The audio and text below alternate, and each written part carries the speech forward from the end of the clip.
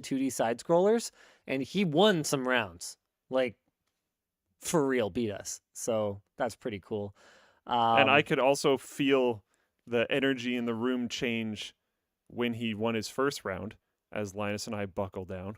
Yeah, we were like, we may not allow that to happen. And he didn't win again for a bit. Yeah.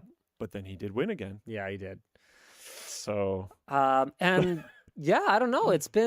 I guess it's just been good. It's less like proud. I'm not proud of kids for like enjoying video games. It's like being proud of them for getting addicted to crack. Like they're designed to.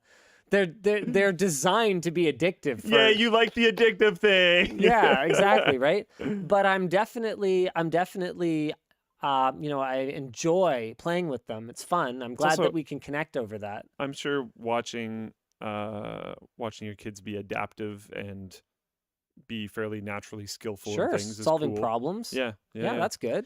Minecraft is a good game to enjoy if you're a game enjoyer. Yes. Love that game. They are allowed to play Minecraft mostly when they want to.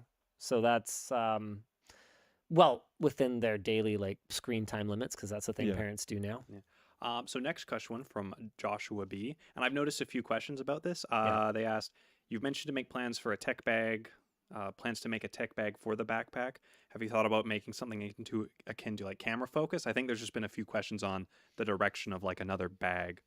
Yes. We have talked about doing a camera-focused insert for the backpack, but I think that right now it's a lower priority than the tech pouch, which is really designed for like all your accessories and like USB drives and maybe like pair of side cutters and like little things like that, and a smaller version of the backpack, and we just don't have the bandwidth to tackle a camera-focused insert just yet.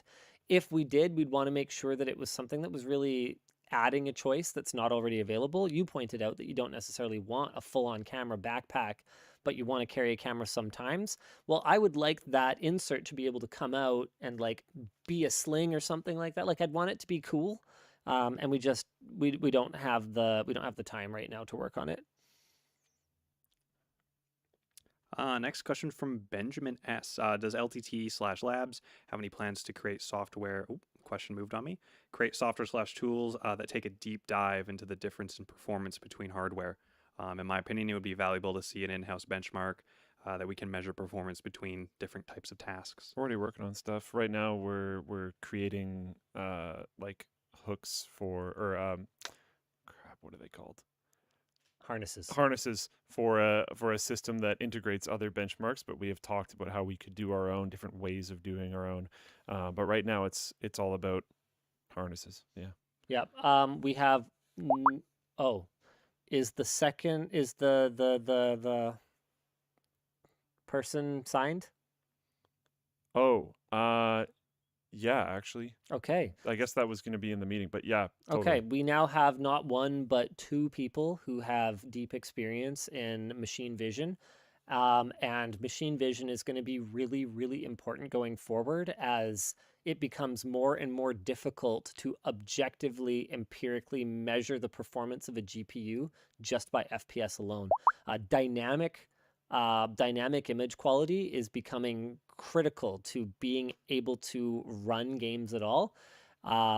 So whether it's through upscaling technology or dynamically changing like texture quality or whatever else it is. And that's going to be a huge focus for us, is building out benchmarks. It's already a thing in mobile, right? Building out benchmarks that can monitor changes in image quality alongside changes in frame rate so that we can better evaluate the relative performance of different hardware. Squid says, hey LTT, please make a 40-ounce with a handle. It might need one. Other than that, there's a question for Linus, especially because of all the things he said on LTT before. What's your favorite pony? Really important one here. Oh, favorite pony?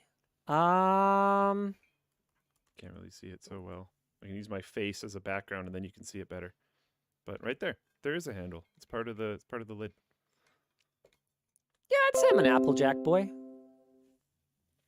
Cereal? Oh, okay. I was like, did I miss a topic or something? Like, what just happened? Okay, I get it. Do you want to maybe do it too? I'm going to go through some of the Sure. Charles says, I've seen so many tech channels have some bizarre issue that was caused by a bad PCIe riser cable. I myself also had issues with one. What can a shopper look for in a riser cable to avoid headaches? What a great question for the lab. All you can look for is, like, if you trust the brand to send you a new one if you get a bad one. That's all I can really tell you. Okay, Chase, I think we figured something out. What? I think you and I have been fighting each other the entire Oh, show. okay. I think I kind of noticed that partway through. I think I keep putting incoming into pending, and then you keep moving out, and I'm like, did I read that one already? Yeah. I think we've done that with the same message like a lot of times. Okay. We know now. Good. No, it's okay. You boys all right? Well, I'm not going to bother explaining it, but yeah. David N asks, I'm getting back into badminton after a long break. Any recommendations for quality rackets around $50 US? Get a used one. As long as you get something that's not a steel or aluminum frame, as long as it's actually like a carbon style frame. If it's been a long time, just, yeah, don't spend a ton of money, right? Get strings. Spend $30 and pay $20 to get new strings on it. Grab a grip for a few bucks. That's going to be more important than the racket, as long as you don't get a steel or aluminum frame. That's going to really, really hurt your game. Speaking of badminton, if there's any local coaches in the Vancouver area that are looking to pick up some shifts, I don't know, DM me on the forum or something like that, because Oh, I know some people who want to get some badminton coaching, including him. yeah. And it would be cool if we could find someone who wants to do that. All right. Arthur says, I have a weird question for Luke. What? Oh. Are the invoice numbers for float plane sequential? I saw this earlier. I actually think maybe. So they have invoice 45 and I thought saw that was that. pretty cool. If you have invoice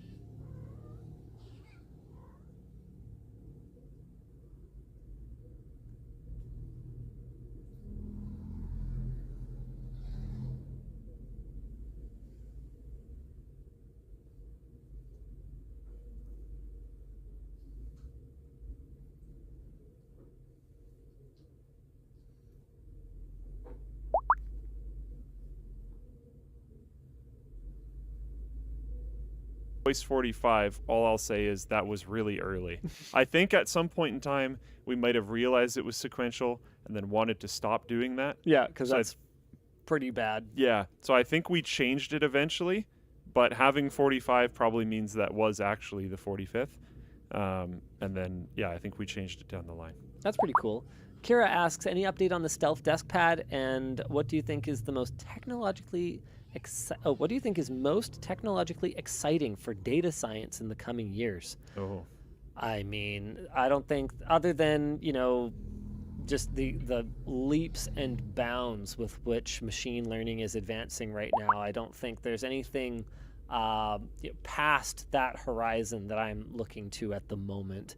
As for Stealth Desk Pad, it'll come when it comes. We're actually sending out a message to Wave 1 backpack purchasers that our shipment, which was supposed to arrive in...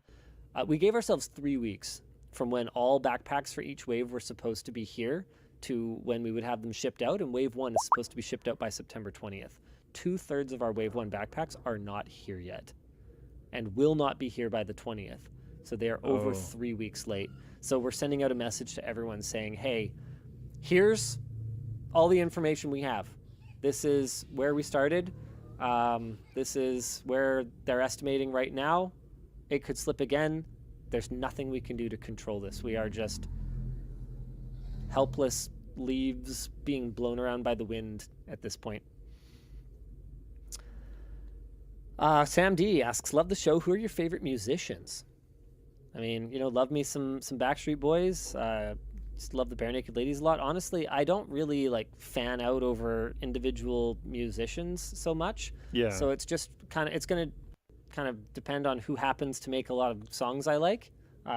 Always down to listen to some T-Swift. Yeah, let me see. I don't know. Luke's super into sea shanties. I know that. Got into his car and Well, it auto-played. Okay, so my birds really, really like music that is mostly just people singing.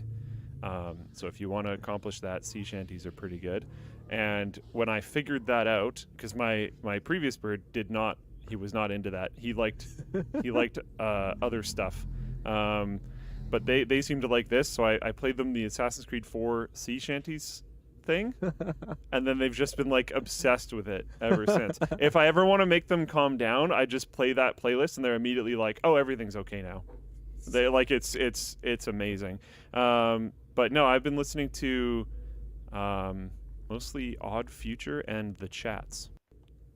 Cool. Actually very on two very different spectrums, but I've been an enjoyer of those lately. But I feel the same way. It's just kind of whatever I'm listening to at the time. I don't necessarily follow anything too closely. Garrett B, have you looked at working with Sliger on a rack mount PC case like the one in your house? Yes. Oh. I will confirm that. We haven't really made any progress at this point. They are working on some really cool rack mount gaming cases right now, though, that honestly could just make it so that I don't bother doing one, because they seem pretty good. Seem like they will serve that need pretty darn well. In fact, I think we have review samples inbound. Sliger's a cool company. Do you want to read some, Chase? Are you caught up? Yeah, we should be good. Let's see here. Next one from Brant B. Linus, as a father of 2, 3 months, and 1.5 years old, how do you balance work life, family time, and your own personal time, projects, and passions? Luke, as a software developer, I struggle with imposter syndrome a lot. Have you dealt with that? If so, how do you combat it? This could be an entire show. Sure could. I mean, prioritize. That's the big one. Whatever's most important, do it first. It really is that simple a lot of the time. Too tired? Do it anyway. That's how you make sure you don't have regrets. Next question from Zach K. And I've Yeah, seen we'll this just a few other we'll just places. ignore my section. Oh, I'm so sorry. Producer. I totally forgot. we're gonna fight with the potential and incoming, and now we're gonna fight here too. No, I just Next sparring match: Chase versus Luke. I think The with twig snapping. I think with computer science stuff, you spend all your time trying to deal with bugs and solving problems and fixing things that don't make any sense. So that's going to happen. It's just something you got to deal with. How you deal with it, I don't know. if you spend any amount of time listening to other developers, you're going to hear that they're dealing with the same thing. So just try to keep learning, try to Yeah. keep on top of it. No, and you're you'll not be fine. alone. Yeah, whatever. Actual next question now Sorry. from Zach. I No, was it's my bad. messing It's my around. bad. So any plans for different screwdriver colors? I think this has been answered on Twitter. I don't know if it was by you or Nick, but there I might be would some stuff. love to do other colors. I will say that so far I haven't seen any ideas in public that we hadn't already had internally. However, it's not as simple as just taking different plastic dye, mixing it in with the Triax chips, and shooting it. Because the dyes are also plastic, they can affect the shrinkage ratio of the finished parts, which can affect the fit and finish and can affect the durability of the finished driver. So every single color will need to be validated individually and with each other in order for us to do different colorways of the driver. Right now, our focus is on shipping out the 80,000+ drivers that people have ordered. And once we are well on our way, we will look at the R&D that is necessary for doing additional colors. I wish it was as easy as that, because we would have launched with like a dozen colors. I mean, look at what we do with water bottles, where it really is as simple as just putting different ink on the side of the bottle. Yeah, heck yeah, let's go. Unfortunately, when Not it that comes to easy. plastics, it's just not that simple. And it's hard to like test things over long periods of time. What does someone's hand oils do over the course of 2 years? It's like, that's tough. It's hard to figure out. All right, next question from Jackson D. Hey, Linus, I'll be a first dad soon. Any advice for raising a tech-savvy kid while not making them tech-dependent? I mean, yeah, you got to lead by example, right? So they're going to be so curious about everything you do. The second you do something, they're going to want to do it. So don't do anything in front of them that you wouldn't want them to do, and just, you know, be there to answer their questions. I mean, at the end of the day, they're gonna leave the nest at some point. They're gonna make their own decisions, but just try and be a good example for as long as you have. It's the best I can really give you. Next question, Drew E. I've been thinking about treating myself to a nice screwdriver, but my tech is underwater in rivers. I know it voids the warranty, but would the screwdriver survive being used underwater sometimes? I don't see why not. There's nothing about it that, like, you'd get a little bit of rust on the bits for sure.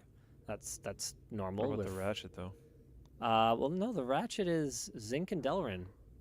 If it's fresh water, so Wait, did you say it's freshwater? yeah, I said rivers. Oh, right. Yep. Yeah, so yeah, I don't know what kind of coverage you might get if you tell us, hey, yeah, it's full of shmoo because I was in a river and shmoo grew. But if you were to get it wet once in a while, I don't think that would necessarily be the end of the world. Yeah. Grease in the ratchet, someone brought up. Yeah, but the grease in the ratchet, again, it's fresh water. It is not water-soluble grease. Don't know. Maybe it would move it around. Not sure. Yeah, shouldn't much. It's cold water, which is less likely to carry away grease. Yep. So it is not for that. Not for that. But it seems like it might do okay. But it might do okay. Yeah. Next question from Jason. What are you guys more excited for, 4000 series or AMD 7000 series? And do you think that it will come, who will come out on top in performance this gen? Well, if it's anything like the trend. Yeah, it's going to be NVIDIA again. Then again, I don't know. I saw rumors that 7000 series is supposed to be like That would chiplet. be sweet. And Oh. AMD chipleted Intel, and it's taken years for them to come back from it. So I don't know. And AMD's drivers have apparently gotten a lot better. I mean, Their video encoding has apparently gotten a lot better. These are all things I need the lab to verify for me. But Yeah. hey, could I put a Radeon GPU in my personal rig for the first time in like over 10 years? that'd be pretty sweet. I'm be pretty cool. down. I'm pretty down. Let's go. Next question from Matthew S. Straw lid win. I don't know. Okay. It's a quick one.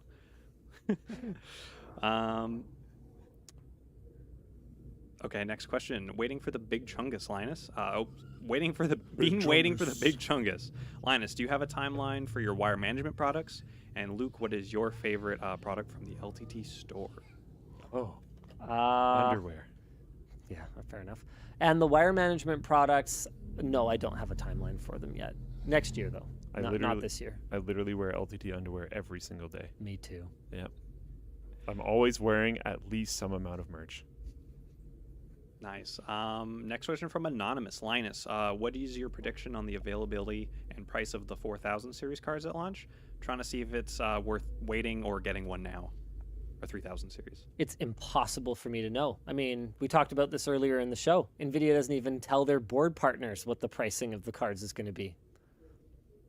So I don't have a crystal ball. I just don't know. I'm sorry. David says, hey, Linus, do you know why power suppliers or power supply manufacturers don't have a standardization for cables? Seasonic cables on an EVGA power supply. Maybe a video showing what would happen or explaining why no standard. Yeah, the reason that they don't have a standardization for cables is that in the early days, everyone was just doing their own thing, developing modular cabling systems internally, and everyone took a slightly different approach, and it's not been worth it to change and create incompatibility within their own product lines, so there's no standard. All right, Kyle J says, happy Friday. My brother Joey and I love discussing videos each week. Question for all of you, if time is allowed, is there any new hobby that you would like to get into? I've been painting miniatures while watching WAN Show and was wondering if something has caught your guys' eye recently. I know he wants to get into like ironworking. Yeah. I actually really do. My biggest problem right now is space and availability. I'm doing a jewelry making workshop with That's the wife.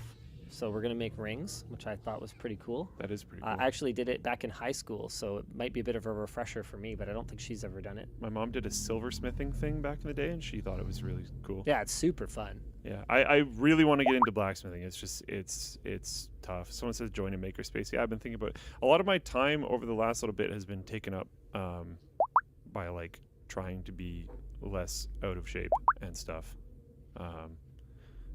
And it's been feeling a lot better. I've been like sleeping way better and stuff like that. So I'm going to continue focusing on that for a bit. But my next, one of my things, this is a weird little personal thing, but one of my things when I sort of decided I wasn't going to have kids was that I would have to keep doing stuff.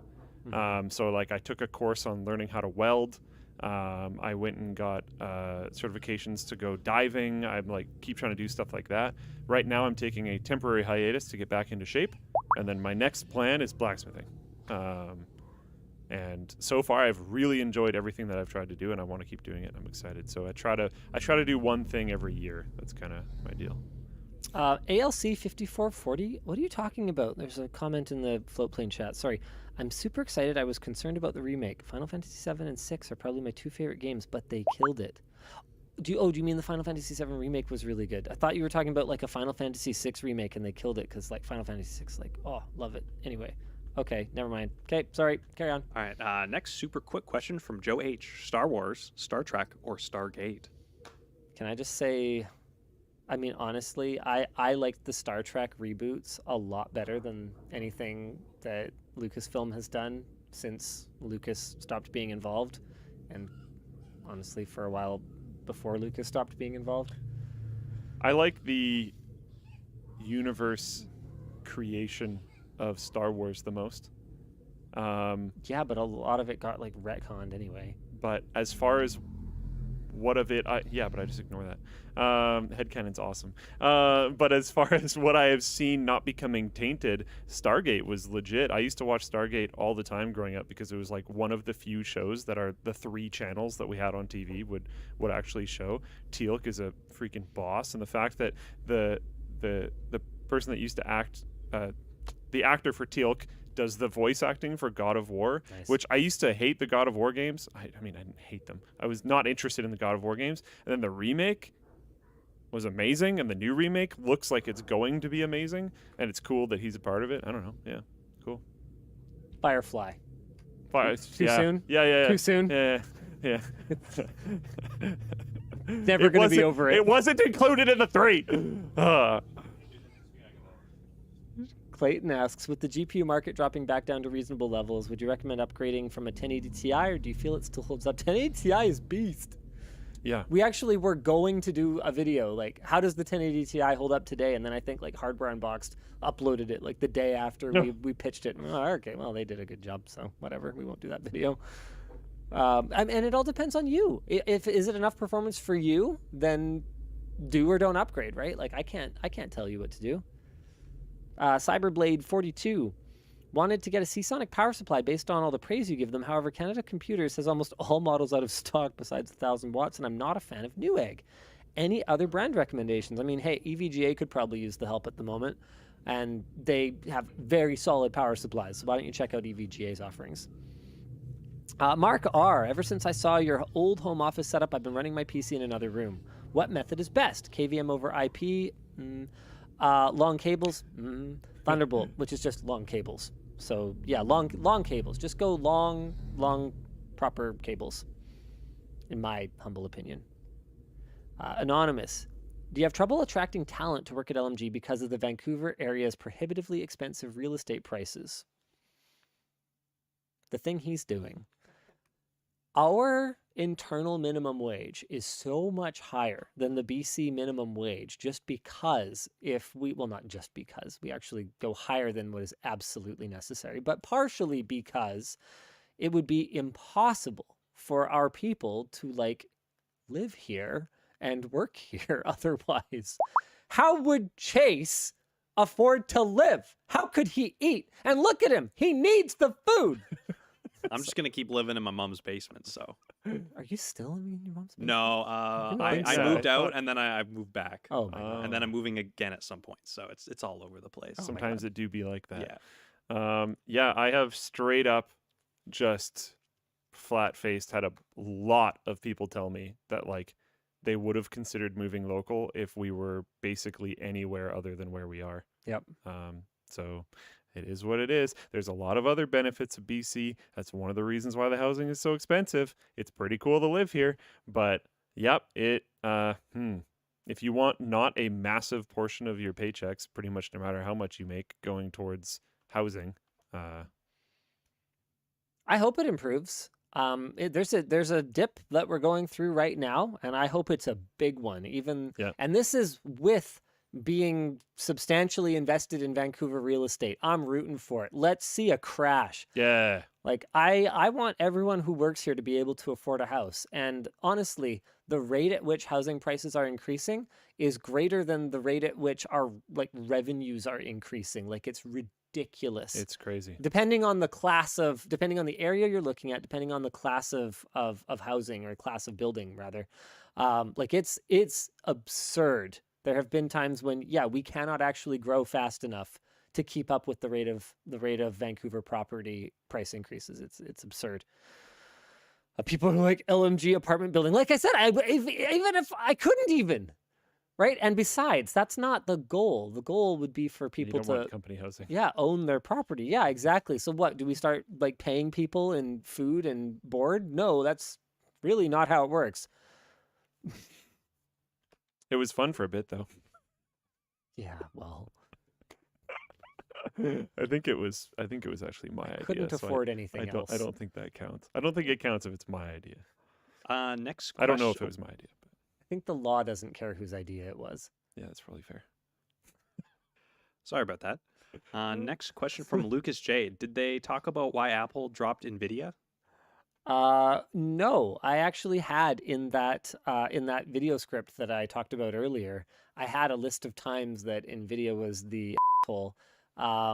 And I had that in there, but frankly, Apple and NVIDIA are both seemingly equally arrogant, and I suspect that falling out was from both sides. But what happened was NVIDIA had their GPUs in a bunch of Apple MacBooks that failed because the bumps for the BGA GPUs cracked and loosened over time, causing the MacBooks to fail.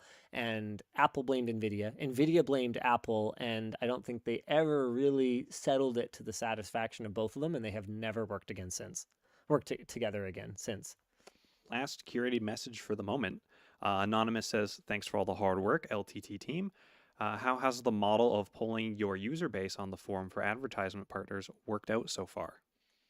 Well, we're not really polling for advertising partners. It's more we're just getting community feedback to help us avoid any pitfalls that are going to make us look bad, right? Like we do our due diligence, but we can't, we can't see everything. Like if a particular brand has terrible customer service in Europe, for example, that's not something we can easily evaluate.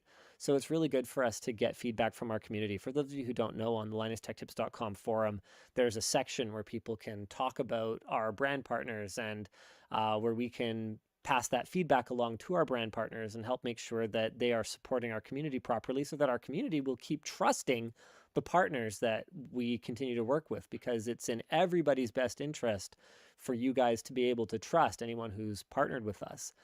It makes our sponsor spots more valuable if our conversion is higher, and our conversion will not be high if we just shill garbage that sucks. So Another question from Brian R. All black screwdriver fan here. Were you surprised by the breakdown of the screwdriver shaft choices? yeah, I was a little surprised. I thought all black would be more popular than black and orange. But black and orange ended up being the winner, and I guess for like higher visibility. Jake called it like many months, probably a year before we actually made it to release. I mean, I just liked the look of the all black one. I was like, oh, this looks sick. But he's like, how am I going to find it? I'm like, okay, all right, Yeah. all right. Mhm. I mean, I never have trouble finding my screwdrivers in my back pocket. I mean, not the second. Now it's in my LTT backpack Oh wow, in its sleeve. that's why he gets paid the big bucks, But then I also have an orange one right now. So I don't know. which matches the backpack. Well, Get them both. Yeah, let's LTT go. LTTstore.com. And a new 64-ounce water bottle. Yeah, exactly. That doesn't fit in the backpack. I mean, it does, but does. not in the. Yeah, The not in the holder. predefined water bottle holder. Yeah. I think that's it for merch messages. Thank you for tuning into the WAN show. We will see you again next week. Oh, right. Same bad time, same bad channel. Bye. Oh wait. Oh, tasted it. Oh, that works. That works. That's good. Oh, wow. The rest of the merch messages just kind of go there. That's cool. Everything that's queued up. Yep. Oh. All right. Well, I've got one more that came in that I should just. I'll address this because I was actually going to talk about it. I just heard from. The show is brought to you by Kioxia, Squarespace, and Secret Lab. Joe N asks, any other collabs coming up? And the answer is yes. I actually just heard from Nico from Corridor Digital while we were live. He says, just watched the final edit of Redacted video. Your segment is excellent and an awesome moment in the middle of the video. So you can find me over on Corridor Digital sometime whenever they release that. Cool. I don't know when. So I can archive that one. Oh my goodness. Guys, you gotta stop sending merch messages in at the last second. I'm sorry, I can't look at these ones. Yeah, we're gonna end the show. Bye again.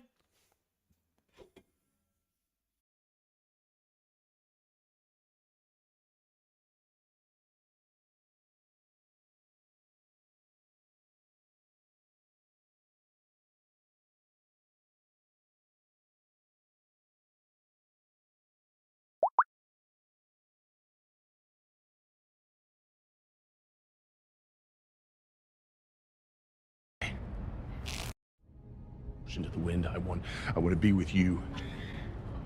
What do you say? I have cancer. So what? I'm sick. What's happening? Bye. Wait, What Jane. did I say? I didn't mean that. Just kidding. I don't have cancer. Let's go smash something.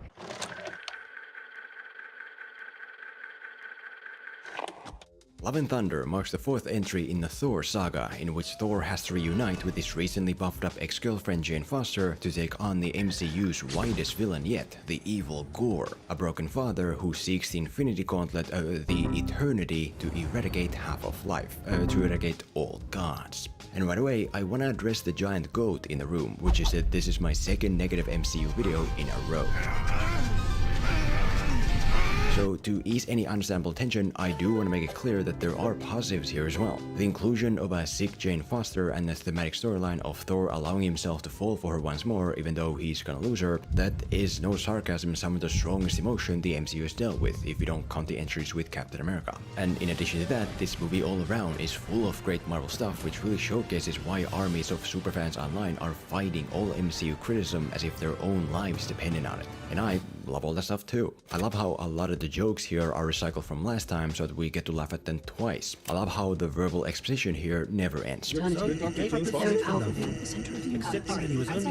love how powerful the stakes feel at the end when we're watching little girls demolish a bunch of CGI monstrosities. I love how all the CGI here follows the usual MCU standards, all thanks to the way Marvel treats the digital artists they hire. I love how half of this movie is characters just standing around being quirky. A hand grenade? No, it's a portable speaker. When I met you in the summer, to my heartbeat sound. I mean, a portion of this movie plays in all black and white. If that doesn't disprove the jealous allegations that Marvel isn't super smart art house cinema, I don't know what will. I am affected by this film. The camera work is amazing, the actors are terrific, great editing and that sort of thing. I think ultimately it's cinema.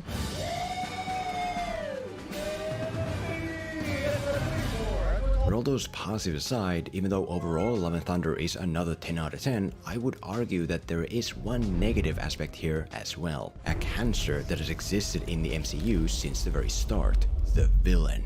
See, even though we have arguably the biggest acting talent in the MCU so far, Gore just ends up being another letdown that you're gonna forget just as quickly as all the other villains you already forgot. It's as if Marvel is incapable of featuring villains that will stand the test of time unless they have half a decade to build them up. So today, let's focus on that. We already touched on this topic before, but since MCU villains are a gift that keeps on giving, here's a couple more villain pitfalls to avoid when creating your own villain.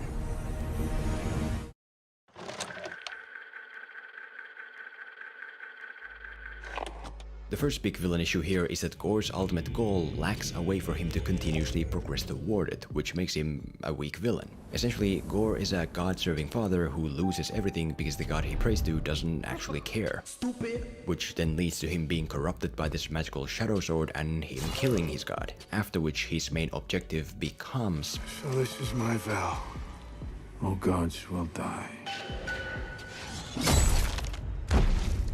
And when we then go to Thor, we learn that killing gods is what Gore has been up to. We hear that these funny blue aliens lost their gods. And our gods were murdered. We see a bunch of distress calls about gods having a bad time all around. Please help us! The God Butcher has found us! God Butcher? He left a pain. It's a warning. Which means that Gore has been steadily progressing toward fulfilling his ultimate goal like a strong opposing force should. Except for the fact that the movie still hasn't established the logistics of how many gods actually need to be killed or what the endgame way of doing so is, but never mind that for now. The important thing to notice happens when Gore soon shows up to Asgard to kill Thor and take his axe, which we later learn he needs to unlock this galactic wishing well to wish away all the gods. And he actually handles himself very well. He overpowers Thor and has him at the mercy of a killing blow. And then he does what he came to do. He kills Thor, he takes his axe, and he teleports away to fulfill his goal exactly as strong villains do. All gods will die.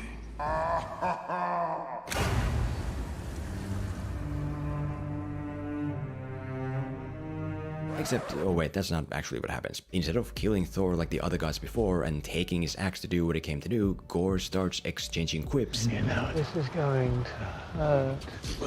Pain.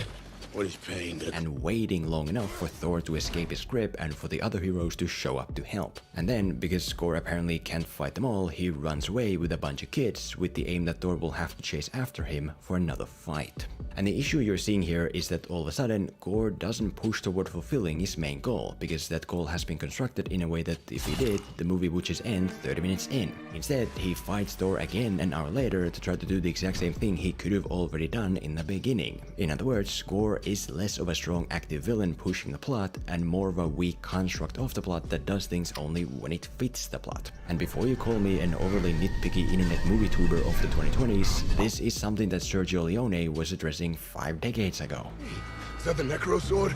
That's cool. I've only ever read about it in stories. This is going to hurt. When you have to shoot, shoot. Don't talk.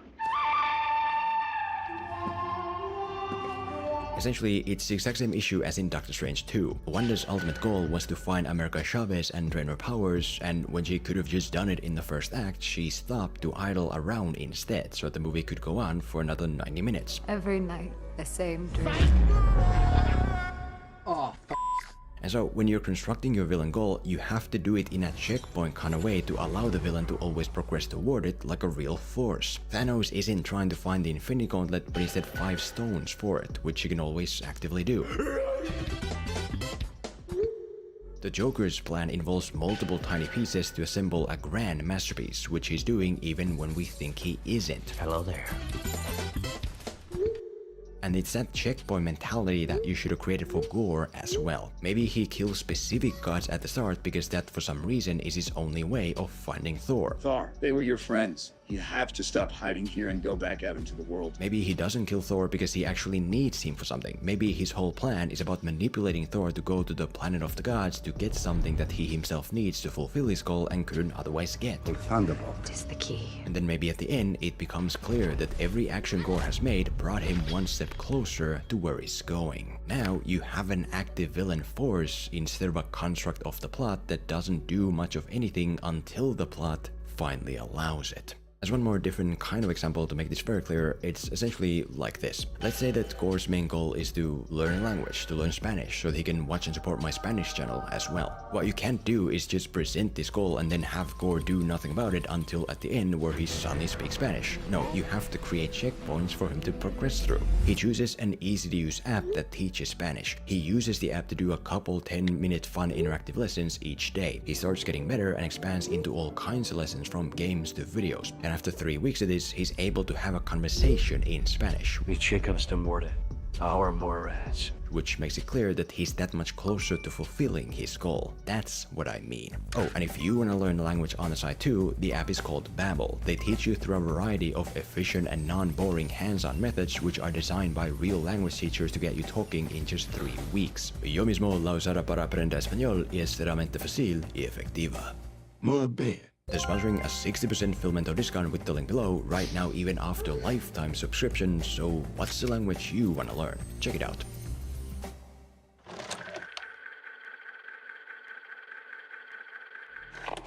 The second big villain problem here is that Gore doesn't remain faithful to his own core beliefs and motives, which makes him very two-dimensional. Again, Gore at his very core is a father who has to endure the thing that no father should when he loses his daughter. And because that loss was the fault of a god who never actually cared about anyone but himself, coupled with the fact that Gore becomes corrupted by this magical sword, it gives him a driving motive of vengeance. Kill all gods for being selfish murderers. But as I mentioned, Gore then immediately does something that in this context is very weird. He kidnaps a bunch of children from their homes and families. He torments those children like a sick high school bully. He lets those children be crushed to death had it not been for someone else. He even sends his army of CGI monstrosities to kill the kids. And when you contrast all that with a character motive driven by the loss of a child, the character very quickly becomes one big contradiction. In time. Do I f***ing walk around and rip that? No, shut the f*** up! Shut up!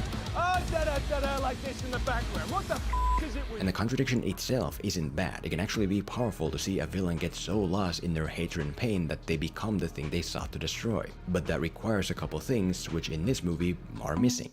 Firstly, the contradiction has to serve the motive. Gore can't just bully the kids and laugh at their torment. What a neat story! It has to be more about him doing what in his mind is best for the kids. Him trying to convert them against gods because gods are evil. Him trying to help them at any cost in a way that he couldn't help his daughter. Whereas him just being like, oh, so you like gods, kids? Well, You go ahead and die. that's not really in line with or in service of his core motive. Thor is on his way. The same axe was used to cut off Thanos' head. Oh, good for you! Think for 1 f***ing second. What the f*** are you doing? And secondly, the contradiction has to be acknowledged. Gore can't just let the kids be crushed and try to kill them as if it makes no difference to him. It has to be more about him making those tough choices. Him forcing himself to focus on the mission instead of saving the kids because his hatred of the gods now outweighs the thing he's fighting for. Him forcing himself to unleash his CGI monstrosities on Thor and the kids despite how much he doesn't want to. Whereas him not even realizing that the kids are about to be crushed and him just seeking his monsters on the kids in a wide shot without any kind of emotional choice whatsoever, no. I mean, at the end, the movie makes this big deal about Gore redeeming himself, because deep down, he's just a father destroyed by the loss of his child. What kind of father would I be if I stopped? I'm dying. She would have no one. She would be alone. All while completely ignoring the fact that he literally just kidnapped a bunch of children and tried to kill them. Not a single acknowledgement where it'd be like, oh my god, what did I do? No, the movie just disregards all that as if it never happened. What a neat story.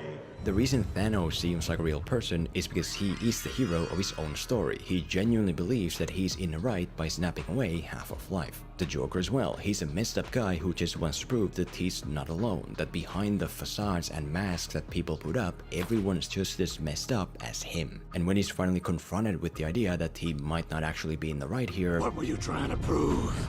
That deep down, everyone's exactly as you. You're alone. You can feel him struggling with it because it just doesn't compute with what he believes. Whereas a villain who just does bad things because he's the villain and he's corrupted by this magical MacGuffin without any kind of justification or acknowledgement of what he does, that's not a person the audience can invest in. That's a basic two-dimensional movie bad guy that's there just to be defeated and never to be given a second thought again.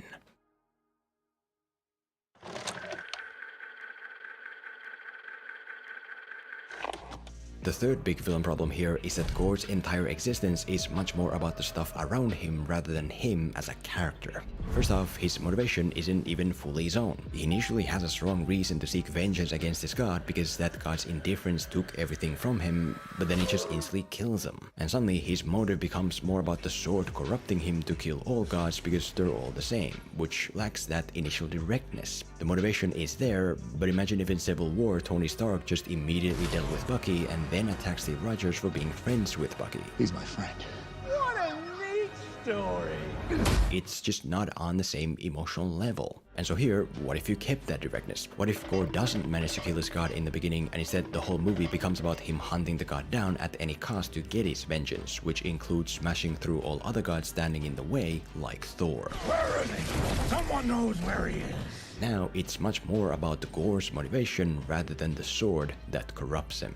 Secondly, Gore's effects on the plot and other characters are never about him. When Gore kidnaps the kids and runs off into the Shadow Realm, the heroes decide that they can't just go after him because his shadow powers probably make him too powerful in the Shadow Realm. Moves through shadows and he's going to the Shadow Realm. You're right, we can't just go marching in there. When the heroes are trying to get Zeus's help, Zeus is too afraid to help because the magical sword that Gore carries can kill him. The Necro Sword, which means he could kill us.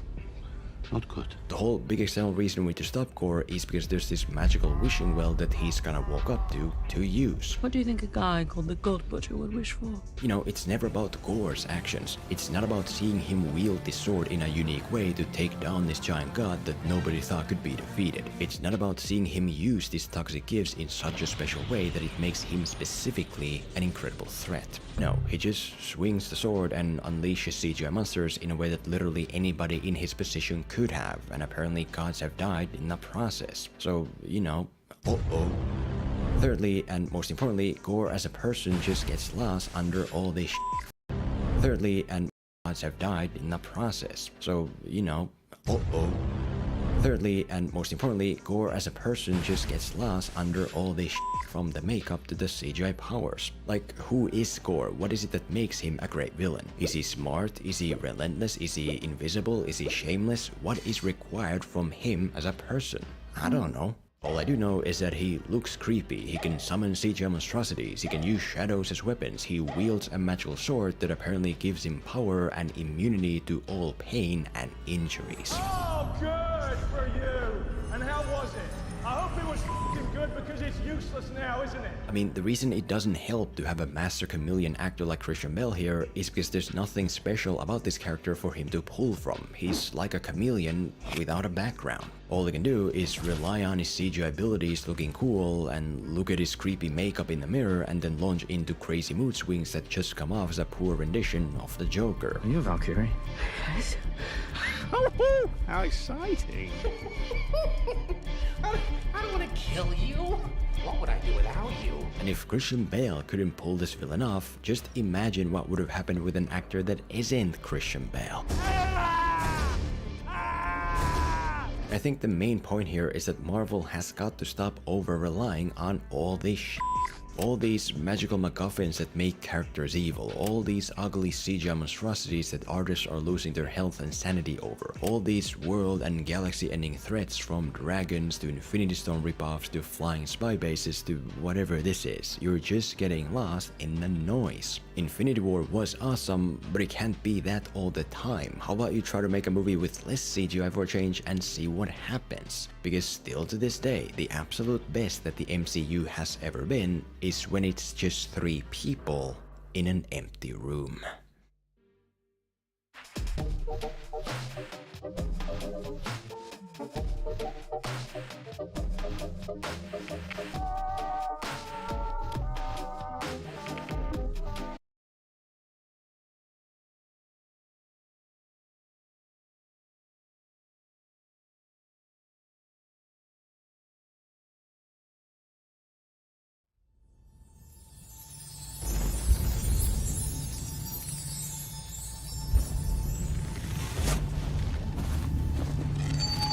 The genre that encompasses games such as Dota and League of Legends sprouted from Defense of the Ancients, a fan-developed mod designed within the framework of Warcraft 3.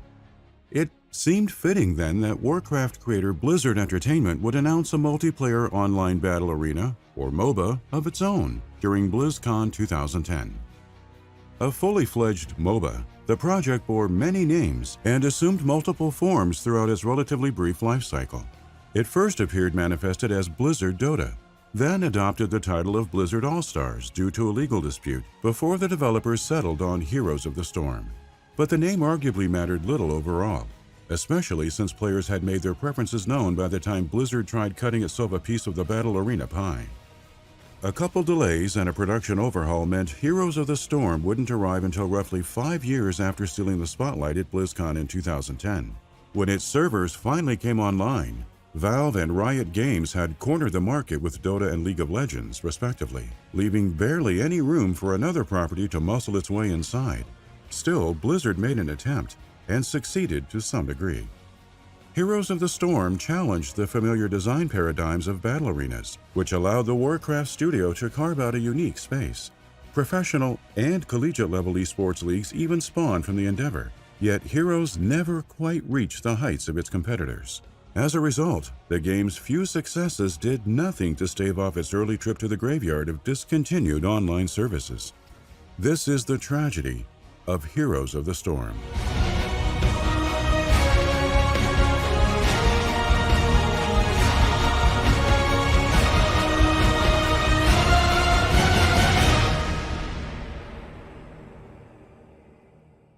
This video has been brought to you in part by Opera GX.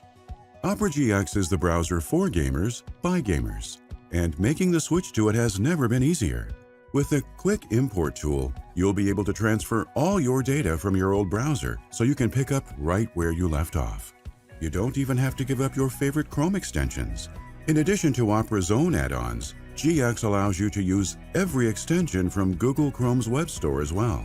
Make the browsing experience your very own by decorating Opera GX with amazing backgrounds from an ever-expanding library of custom animated wallpapers. And use GX profiles to create custom browsing configurations for any activity on the web.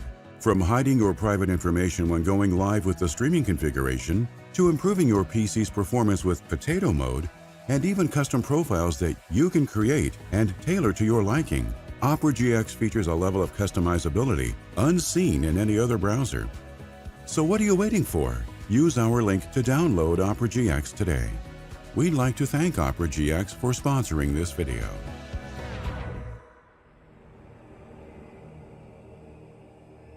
After approximately 7 years of development, Blizzard shipped StarCraft II in July 2010. But a time of celebration and relaxation morphed into brainstorming sessions for a brand new project.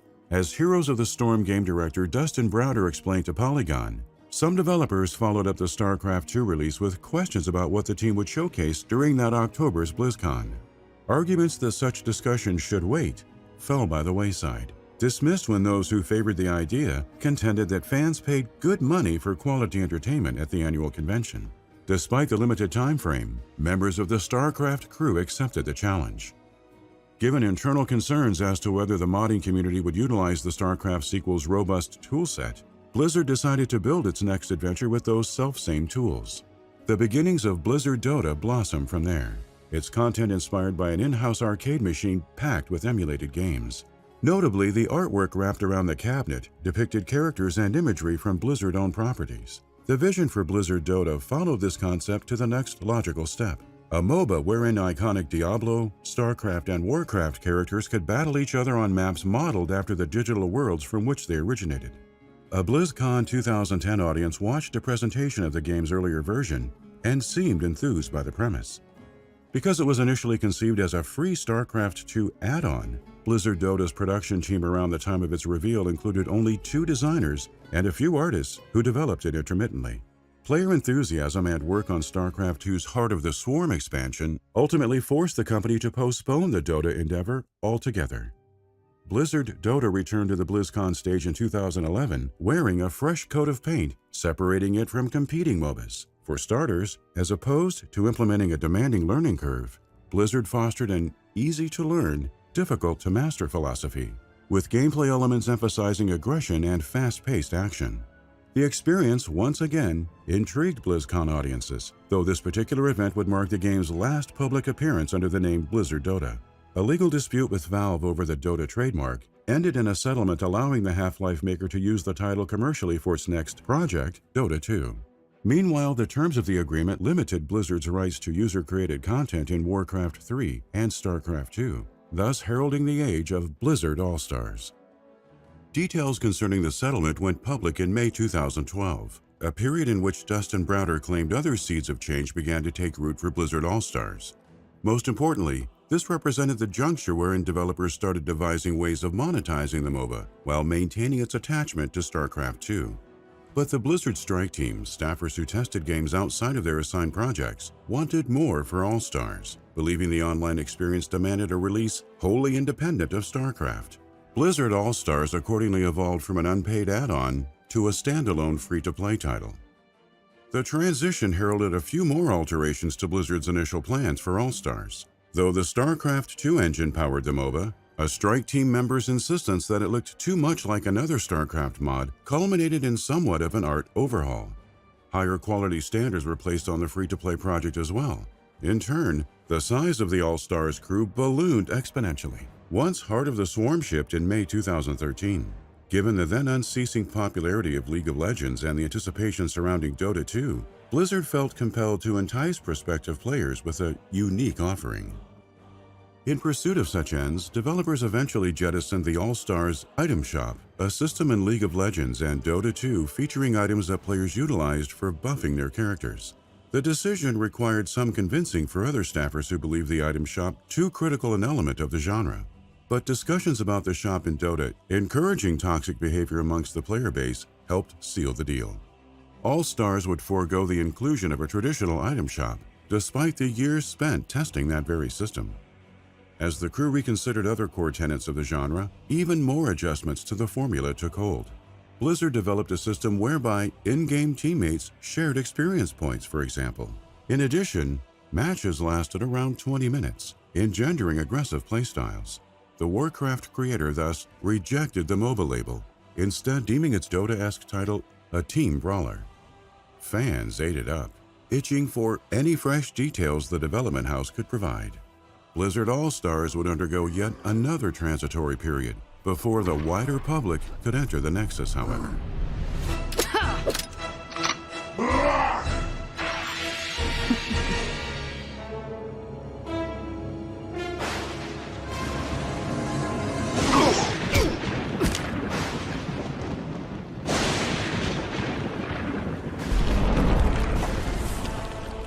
Weeks ahead of BlizzCon 2013, Blizzard debuted the crossover title's new name in an animated trailer produced by John Burton from Carbot Animations. The game formerly known as Blizzard All-Stars suddenly bore the Heroes of the Storm title. Such news came in the months following publisher Activision Blizzard's earnings report for the second quarter of 2013, wherein Blizzard's then CEO and president, Mike Morhaime, divulged that resources from the since-canceled Titan MMO had shifted to internal projects, the MOBA included. Most signs pointed to another Blizzard success story, and the studio couldn't have asked for better public interest-related figures on the back of generally positive reception from alpha testing and BlizzCon 2014.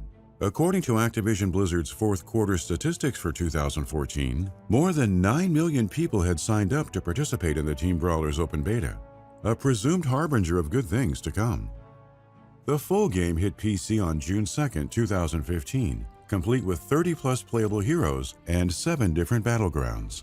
Blizzard promised to support Heroes of the Storm long-term. Its post-release plan centered around a trickling of iconic heroes, maps, and other additive content offerings. It scored well at launch in terms of critic reviews, with many applauding Blizzard for expertly weaving together an experience that felt both deep and relatively simple. Some dubbed the title a good entry into an overly complicated genre, due in part to Blizzard trimming away the fat to let players dive right into the fast-paced fun. Not everyone felt similarly moved, however. Perceived flaws in the hero building, leveling, and gameplay balancing departments divided critics and players alike.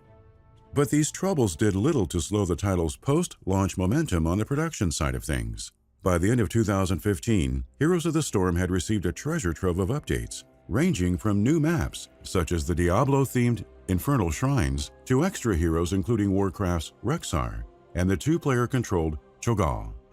2016 proved an especially busy year for the Blizzard-branded MOBA. Most importantly, the Heroes of the Storm Global Championship Circuit kicked off, its prize pool of $4 million setting the stage for one of the biggest years in esports history. Another set of heroes, battlegrounds, and modes entered the Nexus 2, along with a Season 1 update in June that opened the door for a revamped ranking system, matchmaking improvements, and new rewards for hero and team players. But while Heroes of the Storm's first full year of availability enjoyed numerous victories, the game never managed to dethrone League of Legends and Dota 2. You deserved it. Game director Dustin Browder exited Heroes of the Storm in December 2016, moving on to lead the development of an unannounced project at Blizzard. Technical director Alan DeBerry assumed Browder's responsibilities, charged with shepherding the online title through an all-new era, later known as Heroes of the Storm 2.0. The 2.0 update, which arrived in April 2017, introduced a significant overhaul to many of the MOBA's core systems. For one, Blizzard reworked progression and rewards, notably removing the level cap for hero and player levels. The patch also decreased the grind commitment between levels. Whereas the old system required 10 to 20 hours to level up, production director K.A.O. Milker claimed similar progression would take a mere 2 to 3 hours under 2.0. Additional types of cosmetic items entered the mix through Overwatch-style loot chests, namely in the form of announcer voice packs, hero voice lines, sprays, and banners. This shift meant cosmetics previously locked behind a paywall were easier to obtain, thereby lowering the barrier to entry. Evidently, Blizzard aimed to reconstruct the battle arena for lapsed players, regulars, and newcomers, with Milker telling PC Gamer that 2.0's improvements represented a step towards turning a great game into a great free-to-play game. Update 2.0 constituted but one of the many noteworthy additions to Heroes of the Storm in 2017. Overwatch's D.Va joined the fight in May. Blizzard unleashed StarCraft character Stukov not too long thereafter, and the Overwatch-themed Volskaya Foundry became a playable battleground that September. All told, 2017 seemed the most transformative for the MOBA. But if its second full year saw Blizzard build upon existing foundations, the ensuing third year denoted the beginnings of said foundations being raised from the ground. I am nothing like Thrall! No, you are not. The drama surrounding microtransactions in the 2017 releases of Middle-earth: Shadow of War and Star Wars Battlefront 2 opened the floodgates in many respects, such that governments around the world began paying closer attention to in-game purchases. Gambling sat at the forefront of the issue. encouraging legislators in countries like Belgium to take swift action. After much deliberation then, the Belgian Gaming Commission ruled that loot boxes violated gambling regulations. To conduct business in the region, Blizzard had no choice but to excise paid loot boxes from Heroes of the Storm and Overwatch in August 2018. The MOBA suffered yet another blow in December, just 2 months after President and co-founder Mike Morhaime resigned and was succeeded by Warcraft executive J. Allen Brack. In a December blog post, Brack and Chief Development Officer Ray Gresco announced a downsizing for the Heroes of the Storm group, which relocated numerous staffers to other internal projects. The choice came down to the proliferation of resources, since Blizzard wanted the rest of its live titles and unannounced endeavors to receive ample development support. Still, Brack and Gresco assured players that, though the cadence would change, the crew planned to continue rolling out new content. A statement from K.A.O. Milker similarly attempted to set minds at ease, as the production director insisted that not all was lost. Akin to the community, though, he lamented the turn of events, expressing disappointment in the knowledge that Heroes hit its stride in 2018, but would have to endure the reshaping of previously laid plans for 2019. To the chagrin of many Blizzard faithful, the diminished resources were just the tip of the iceberg. The firm also terminated the title's esports circuit, immediately inciting fury amongst pro and collegiate competitors. One professional player, Lauber, said he spent months training with new squad mates and even emailed Blizzard about the 2019 league, yet never heard anything about a cancellation beforehand. Kala, the Tempo Storm coach, highlighted the misfortune of people building their livelihoods around Heroes only to become blindsided by the sudden news. The coach further claimed to have spoken with developers at BlizzCon 2018, who told him the Global Championship would return the next year. Naturally, internet speculation spread like wildfire in the absence of firm details as to why Blizzard pumped the brakes. Popular theories posited that Brack either pulled the esports plug or received word from Activision brass to enact cost-cutting measures. Blizzard's strategy would be called into question again with the deployment of a March 2019 update that removed the option to purchase randomized loot boxes with real money. The studio relayed the news via patch notes without explanation. The reason indicated pressure from gambling regulators constituted the motivating factor. In general, 2019 proved a rough year for Blizzard all around. The Blitzchung ruling and controversy in particular marred the company's reputation. 3 high-profile exits further depleted the public's faith in leadership. Heroes of the Storm's former game director Dustin Browder departed the development house, along with Hearthstone's director and production director Eric Dodds and Jason Chase. Oddly, the company didn't publicly acknowledge these veteran resignations until months after all 3 had already stepped away. Amid the dwindling public support, Blizzard occasionally delivered fresh Heroes of the Storm content to sate the lingering player base. It even received free unlocks for every character for a limited time in early 2020, a small sign of life for the MOBA that developers had all but abandoned. These methods were not enough to revive it. Consequently, the death knell rang in July 2022 upon the announcement of ceased development efforts. In line with other long-standing games such as StarCraft II, Blizzard promised balance adjustments, bug fixes, and free hero rotations would persist unabated. Discourse about why Heroes of the Storm stopped short of reaching the stratosphere naturally inundated the web. Mike Morhaime offered an explanation in the months following his resignation.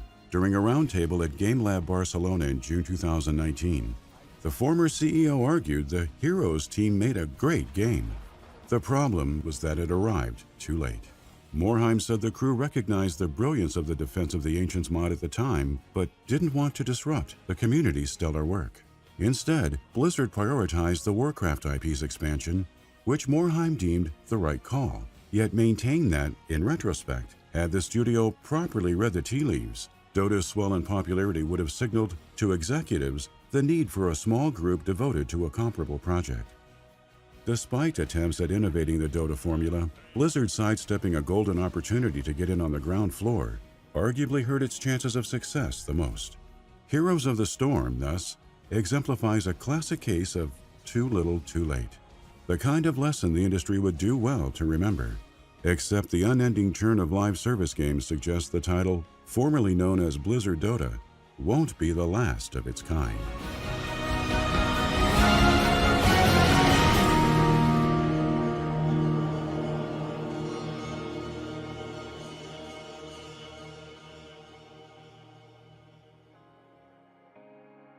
Thank you for watching. We'd like to take this time to thank, by name, the generous patrons.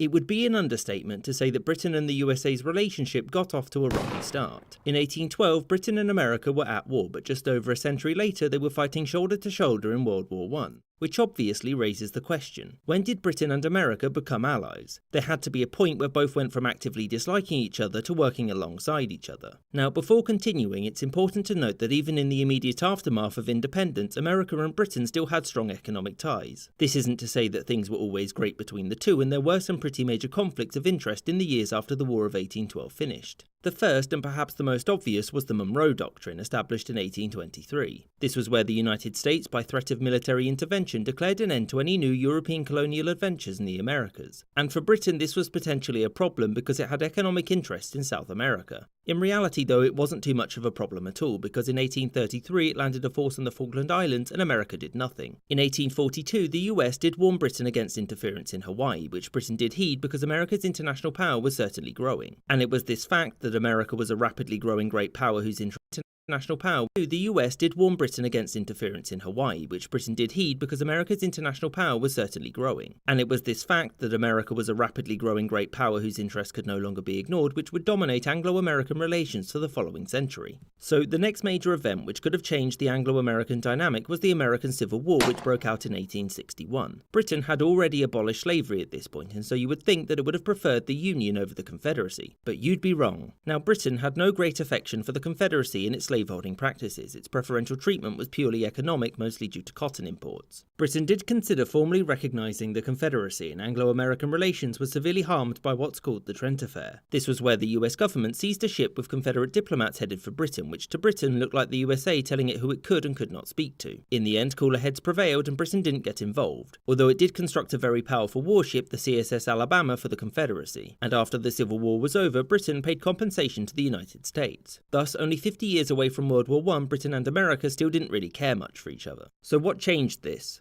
Well, relations actually started to improve during Britain's border dispute with Venezuela in 1895. This developed into somewhat of a crisis, and the US intervened and arbitrated, siding mostly with Britain. For Britain, America had conducted itself in a well-mannered fashion and given Britain most of what it had wanted. And for America, by accepting American arbitration, Britain had yielded its right to influence South America. The other reason for Anglo-American rapprochement was simple: converging interests. America had emerged from its Civil War a more centralised industrial power, and after its defeat of Spain in 1898, it possessed a global empire too. And for Britain, things were rapidly changing as well. Its empire and global position was being threatened by Russia and the newly formed Germany. Britain had long practiced a policy of isolationism with respect to the European powers, but since they too were industrialising, this had the potential to threaten Britain's position. Thus, her most natural ally seemed to be the United States, since it was half a world away and had its own sphere of influence, plus they spoke the same language and shared many values. It was at the turn of the 20th century under President Theodore Roosevelt that America and Britain really started to become friends, particularly with respect to one foreign policy stance. They didn't like Germany. This agreement allowed for Britain to move its fleet away from its Caribbean colonies back to Britain to defend itself from Germany, while security in the Caribbean would fall to the US. After the First World War broke out, Germany's actions such as U-boat attacks on American shipping and the Zimmermann telegram, combined with the fact that if Britain and France lost the war, they wouldn't be able to pay their American loans back, assured US intervention on their side. And from that point onwards, both the US and UK were largely in the same camps, barring a couple of mishaps here and there. I hope you enjoyed this episode and thank you for watching, with extra thanks to these patrons you can see on screen for their continued support. And an extra special thanks to James Bizanet, David Archaeologist, Azarka Flash, Danny Maloney, Party Boyko, Kulin Castleman, Rob Waterhouse, Chris Wicker, Gustav Swan, David Silverman, Winston Kaywood, Christian Cheke, Maggie Paxkowski, Lexi Schwinn, Anthony Beckett, Robert Wetzel,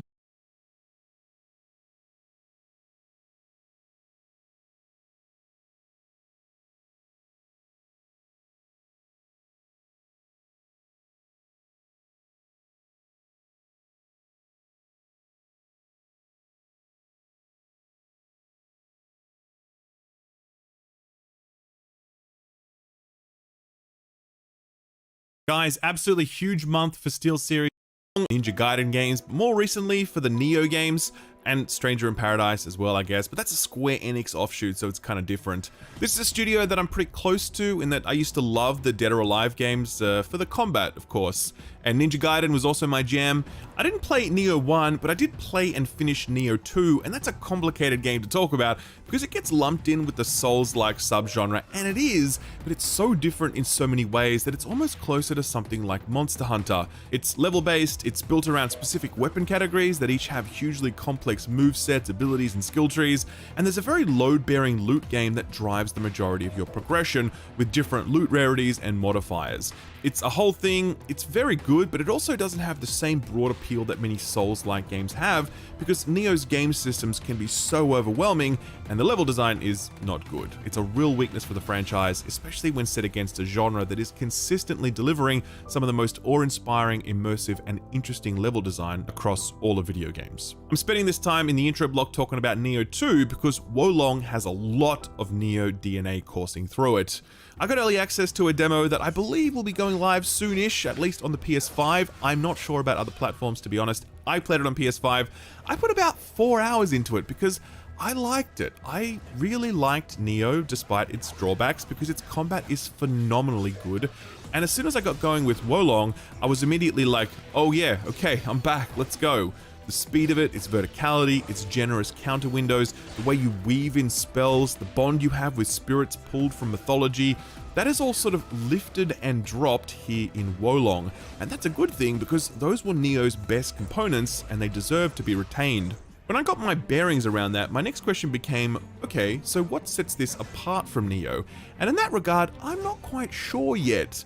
Obviously, the setting is different. This is ancient mythical China rather than ancient mythical Japan, but I certainly wasn't feeling the setting in quite the same way that I was feeling it in Neo.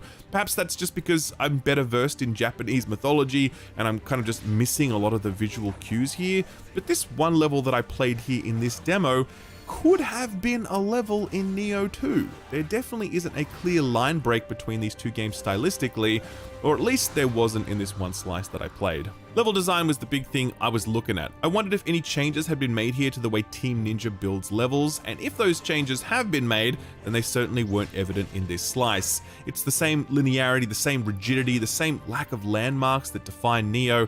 I sense that Rise of the Ronin, Team Ninja's other upcoming title, which was revealed this week during Sony's State of Play, that will likely be the title that brings an overhaul to level design, since that is an open world game, as far as we understand.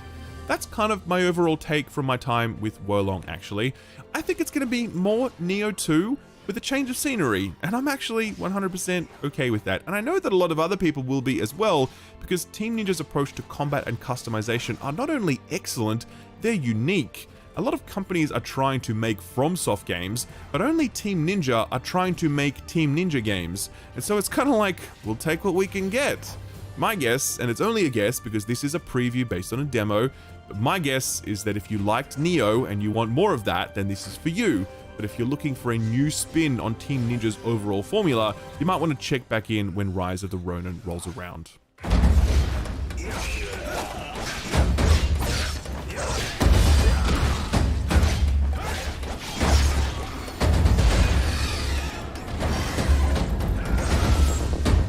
Wolong Fallen Dynasty does open with one point of differentiation, a character creator. I don't go in for this stuff much personally, since you're typically just looking at the back of your character's head most of the time, but it's an extremely flexible tool in terms of facial molding, though the range of haircuts is a little on the slim side. I didn't put too much time into this, I just put a Dreamcast logo onto my dude's head because that felt like the right thing to do. Final step in the character creation process is to select your playstyle. This is not a rigid class selection choice. Similar to other Souls-like, it's a starting point, which is really just a combination of stats, weapon, abilities, and summons that can later be totally changed out based on your evolving preferences.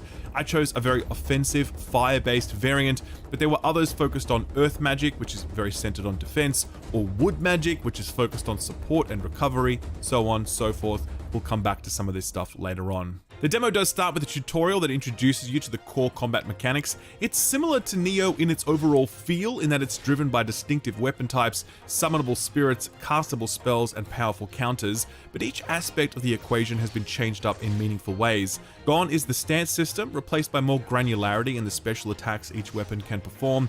Gone are the usable items that will refill every time you rest, replaced with a more expansive and, dare I say, usable set of spells. Gone are the yokai counters and the ability to transform into those yokai, replaced by a more standard summon that can provide additional benefits depending on when you cast it.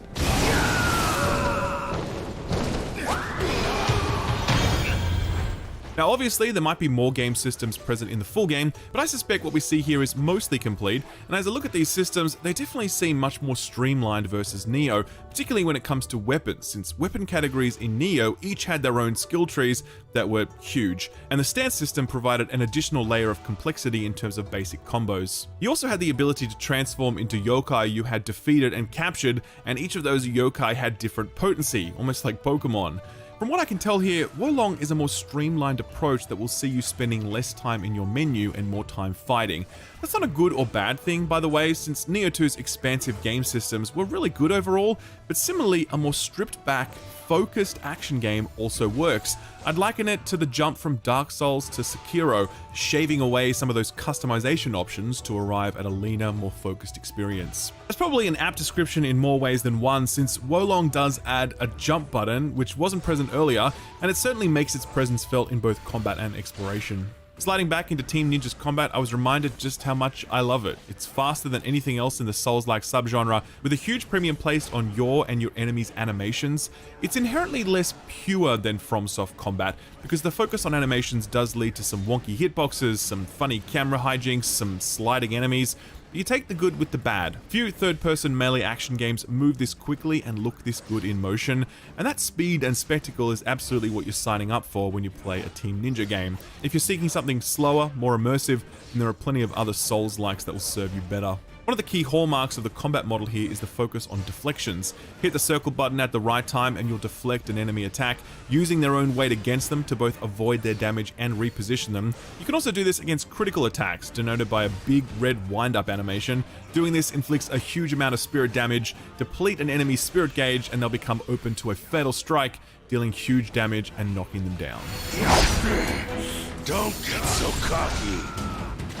Spirit gauge is one of the central mechanics here, and it's definitely a lot more complicated than a simple stamina or poise bar, though it does also sort of represent both of those things. Wolong is very focused on the idea of momentum, and the spirit gauge is the tool that Team Ninja use to make you aggressive or to punish you when you fail to shut enemies down. The gauge has two parts, the orange and the blue. If it's blue, it means you're doing well. It means you have the initiative and you're landing hits. The more blue you see, the more damage you do, hence the need to stay on the offensive. Similarly, when you dodge, block, get hit, or use special abilities, you're spending spirit, dropping that into the orange zone. If that ever gets maxed out, you're left defenseless, and getting hit then means you leave yourself open to a devastating enemy attack.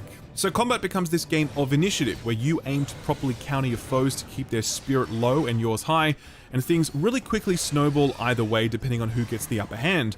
Basic enemies can shut you down super fast if they land consecutive hits, but similarly you can absolutely dumpster them if you're able to maintain your own momentum. That's a critical thing to understand about Team Ninja games versus comparable Souls-like melee action games. You play these games to fight, whereas I would argue that you play many other Souls-likes to explore the world. Of course you fight in Dark Souls, of course, but I think the fighting is almost incidental to your journey, to your odyssey. Team Ninja games aren't odysseys. They're a collection of levels. Those levels don't exist to be explored. They exist to house enemies for you to fight. And the Spirit Gauge system is a really clear example of that design philosophy. It's far more arcadey than the stamina system of Dark Souls, or the poise meter of Sekiro, or the sustain you get from Bloodborne's push forward combat. It's designed to get you running from enemy to enemy as fast as possible, maintaining complete control and mastery as you do so you can speed through levels with an almost speed-running urgency.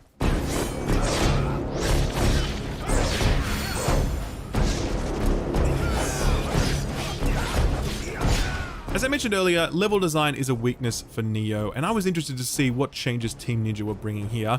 It doesn't seem like too many, but there are some notable changes that emerge from the inclusion of the jump button and also the new morale system, which is pretty cool actually. So basics first, Team Ninja levels exist so that you can put enemies on them, which sounds really dumb, but that is their primary function, okay? Many other similar games, the purpose of their level design is to overawe, to immerse, to facilitate exploration, engender curiosity. Not so much with Team Ninja. Levels exist to pace and facilitate combat, with a big focus on being able to move from encounter to encounter really quickly. The level I was able to explore here was no less functional than any level I played in Neo 2, but also no more interesting. I'm absolutely not prejudging the game because this is literally only one level out of what will be dozens, but nothing here indicated to me that major changes had come to the design philosophy in terms of layout, landmarks, secrets, etc. It all felt very familiar. But yeah, the jump button does change things up. You are looking at levels in 3D now, where before your mind was viewing the world as a flat plane connected by ramps and ladders. Now you're able to jump over fences or off bridges to surprise enemies. If there's white chalk on a rock face, it means you can double jump up, which does open up different paths towards the final objective. To be fair, this level was less linear than most of what I experienced in Neo, but it almost felt like a bit of a trick. True curiosity-led exploration is not a feature here. There are some branching paths to choose from, one of which will be accessible by jumping to it, but at the end of the day, you're still shuttled towards a few central encounters that you can't miss. So the level design doesn't engender curiosity naturally, but what does force you to explore the world is the new morale system. This little number at the bottom here is my current morale, and it denotes my overall power in that level. When I kill enemies at or above my morale goes up, I get stronger. When I die, I lose all of my morale ranks, except for whatever my current fortitude level is. Fortitude is a floor that your morale cannot fall below, and the way you raise this floor is by exploring the world and planting flags everywhere. My fortitude might be 10, but when I plant a flag, it goes up to 11. The next time I die, my morale can't go any lower than 11. The system also relates to mini-bosses throughout the game. Certain enemies have a triangle marker on them which denotes that they're a leader. If I take them down, not only does that let me plant a flag nearby, but it also permanently reduces the morale of nearby enemies, making that zone significantly easier to move through or farm in. So I could run straight to a boss and just fight them, and if I was super skilled, I could do that and be fine. But because I'd be morale level 1 and the boss would be morale level 20, I'm gonna have a hard time doing that. Instead, I'm incentivized to take my time to explore the world, face all the mini-bosses, find all the flags, and then confront the final boss. It's a really clever system that I think acknowledges the limits of Team Ninja's level design and pushes you to explore these levels rather than just run straight through them. Last thing I'll cover off here are some changes to progression, loot, and customization. I mentioned earlier that they are streamlined here, and Team Ninja themselves have confirmed that in a recent interview with VG24, where they say that there's a lot less loot dropping this time around. That was a criticism often leveled at Neo, where you were constantly spammed with loot, and it served as a bit of a distraction. I kind of agree with that. I did think it was a little much. Based on my limited experience here, I did notice a difference. I did notice fewer items dropping.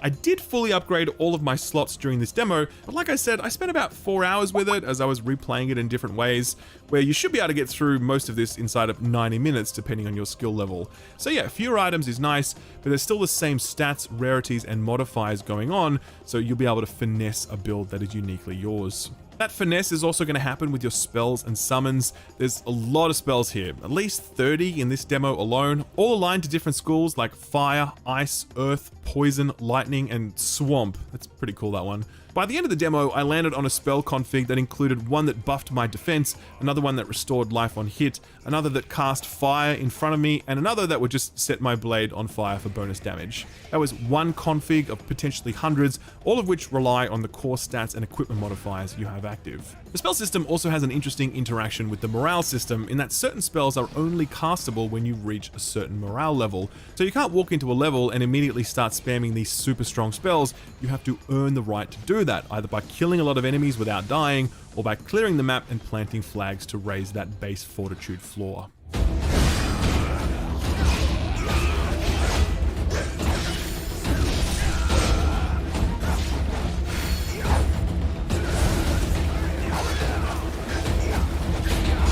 So, some other things to note. Performance was okay. I played the PS5 in performance mode. There is a fidelity mode as well. Even then, in performance mode, I did notice some frame drops. They weren't awful, but they were enough to mess with the flow of things on occasion, especially given how fast this game is and how important reaction times are. It was a bit of a disruption. There's still time to improve performance ahead of launch, so it's not a huge concern yet, but it will be something I look at closely come launch time. Graphically, I think the game is fine. It does look a little last gen at this point, but this is coming to last gen consoles, so that's kind of to be expected. Elden Ring also came out on last gen consoles, but it looks extraordinary owing to its unparalleled art direction. Wolong is a country mile from that, just as Neo was before it. Some uplift in artistic direction would have helped hide how aging this engine now is, but again, I think it's the kind of thing we'd look to Rise of the Ronin to deliver. The game does support co-op via summons, but I wasn't able to test that as the servers weren't up yet. You can summon in AI companions, but I didn't do that either as I wanted to beat it all myself. Overall, I gotta say, I like this. I liked it a lot. In fact, I'm sure that much of that owes to the fact that I'm already into what Team Ninja are doing, and all the changes they've made here are enough for me to look at this and think, yeah, I could do another 60 hours of this.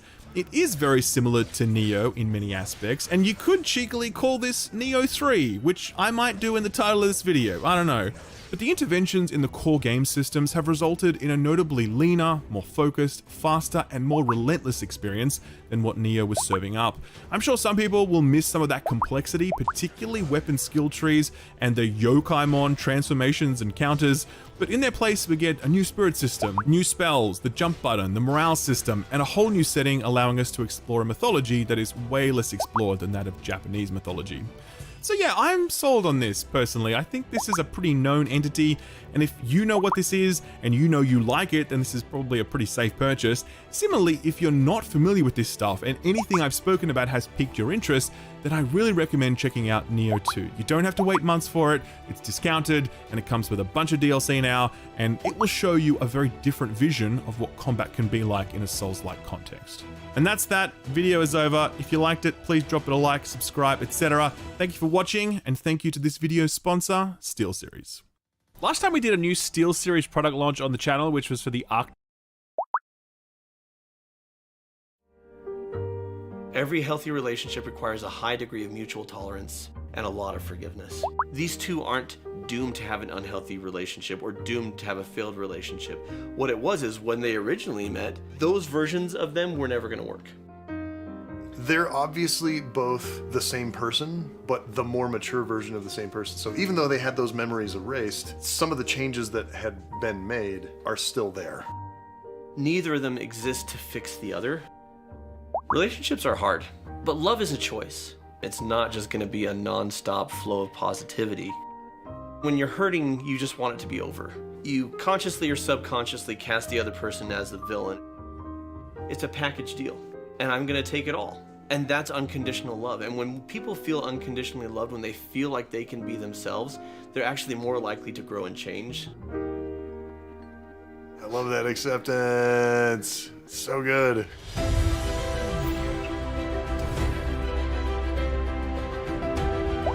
Hello and welcome to Cinema Therapy. I'm Jonathan Decker, licensed therapist, and I love movies.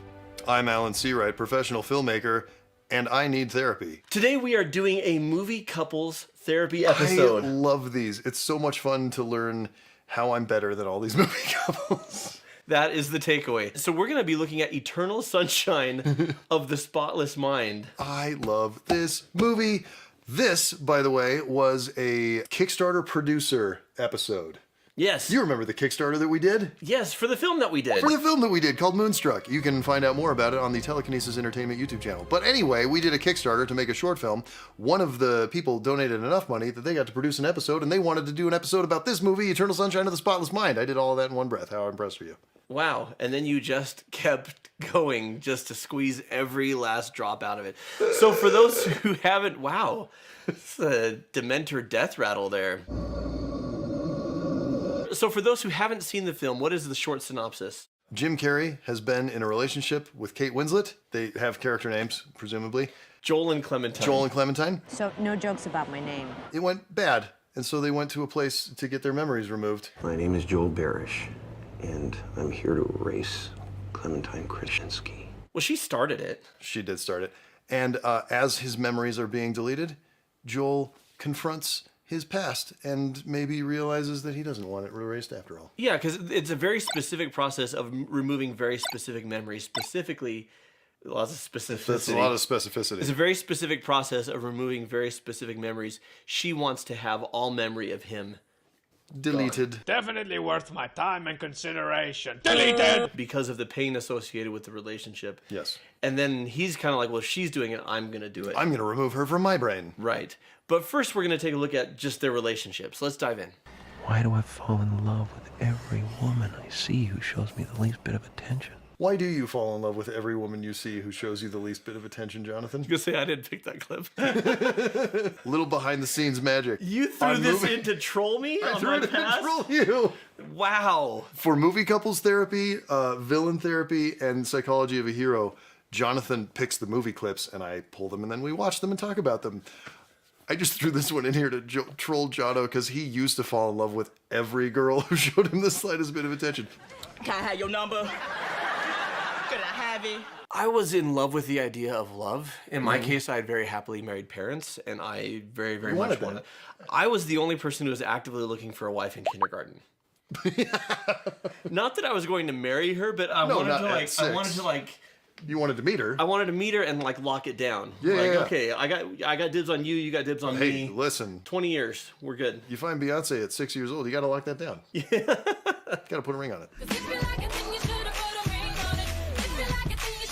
Also, in my case, having been bullied a lot growing up, there's just this deep-seated need for acceptance. Yeah. And then every person that I dated who dumped me was like further evidence that I was unlovable, or that I was lovable for like the short term. Sure. But that nobody really wanted to spend their life with me. And so there became more, with each year, it became more of a desperation thing. And I just really wanted love in my life. And it wasn't until I was okay, like my love for myself was enough, that I was chill enough to move forward. I want to have a baby. Let's talk about it later. No, I want to have a baby. I don't think we're ready. You're not ready. Ma'am, do you really think you could take care of a kid? What? I don't want to talk about it here. I can't hear you. I can never understand what you're saying. Don't talk about this. We're gonna talk about it. You can't just say something like that. We're talk about it. I'm sorry. I'd make a good mother. I love children. I'm creative and smart, and I'd make a great mother. It's you, Joel. It's you who can't commit to anything. No idea how lucky you are. I'm interested in you. I don't even know where I am. Maybe I should. And this is, he's inside his memory and they're being deleted while he's in them. Maybe you can find yourself a nice antique rocking chair to die in.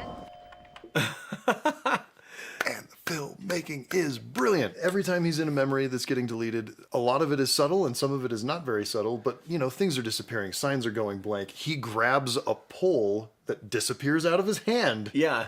He's clear and she's blurry. She's getting blurrier and blurrier. Her voice is getting muddier and muddier. And like, it's just, man, again, some of it's really subtle, some of it's really not. And it is great. You know, we spend a lot of time watching movies. It's a lot of hard work, but someone's got to do it for you. And this dad bod needs someplace comfy for movie marathoning. We are so excited to partner with Allform for this video. I'm not excited to see that again. You've heard me talk about my awesome Helix mattress. Only talk. That's right, only talk. That's as far as it's ever gone. Well, I just got a sofa from their sister company, Allform. It is amazing for my movie marathons. Allform has sofas and chairs that are American-made, easy to assemble, and you can customize them to fit in any space that you may have in your house or domicile. Plus, they're scratch and sniff resistant. Scratch and stain resistant is what he meant to say, which is super important because you have a lot of kids, I have a lot of kids, I also have some dogs. And did I mention comfortable? Good place for your butt. You can personalize your sofa to your space and style with over 500 unique combinations, including seat numbers, chairs, chaise lounges, and ottomans. They make it super easy to find the perfect furniture for your space, your way. If you're starting in a small space, your sofa can grow with you. You just buy pieces later to add on. It is so easy to buy online. And Allform ships to your door for free. Setup is quick and or easy. Not or, it's just and easy. Quick and easy. And that's actually my favorite thing about the experience of ordering from them, because as you probably know, I struggle with the type of interconnected block toy technology that my children master so easily. Lego outwits you? Yes, and Duplo blocks and... Duplo outwits you? Yeah, and so like I was actually able to show up and get it done. Hey! Yeah, no, it's actually a big deal. If you're nervous to buy something you haven't tried before, good news! Allform has a 100-day free trial. That means you have more than 3 months to decide whether or not you like it, and if you don't, they will pick it up from you and give you a full, not partial, but full refund. That's awesome. I love my Allform sofa, and I think that you will too. So if you're looking for new seating, give Allform a try. Go to allform.com/cinema therapy to get 20% off the sofa of your choice. Well, and I want to talk about how they have this argument. She's excited to be a mother. She's excited to have this conversation with him, and she starts it in this place of trying to connect with him and have a lovely moment and start planning their future together. He has a concern, which is not invalid and not wrong. I don't know but he says, I don't know if we're ready. Yeah. Is his concern that he's not sure if he's ready? Or is his concern that he's not sure that she's ready? You know? And if he's not sure that she's ready, yeah, it's probably wise not to have that conversation. Not in public. Not in public? Yeah. It's not going to be a small, short, quiet conversation, probably. He's trying to do what a lot of us do, which is to communicate what we have to say, but to soften the blow. And so he said, I don't know if we're ready. And what he could have said in that moment is... What could he have said in that moment? I would love to discuss this with you, Clementine, at our apartment at a later time than now. Honestly, he could have said, I love your enthusiasm for motherhood. I love how much you want this, and I want this for you. I think we need to go over some details where we can hear each other. Where we can hear each other better, we're in a loud public place. And she would have said, great. He didn't need to respond with his opinion, that is. He could have said, tell me more about that. Why are you excited to be a mother? Yeah, what about motherhood sounds awesome. Yeah, because then he's showing an interest in her, and there's no rejection. Right. And we see early on that they're not a fit for each other right now because he's very closed and she is very defensive and she's very reactive. And there's a lot of insecurity in both of their parts. Sure. And insecurity can be a relationship killer. His insecurity leads him to not reveal who he is or what he's thinking. My life's just not that interesting. Yeah, well, and her insecurity leads her to take a lot of things personally that aren't meant to be. Right. Or if they're meant to be helpful. Like personally helpful, as opposed to a personal attack, you know? And so they've both got some stuff to work through. But I would advise him to show interest in her and where she's coming from and not even worry about his side of things unless she specifically asks for it. And then if she asks for it, say, I would want to have this conversation in private where we can actually really dig in. Yeah.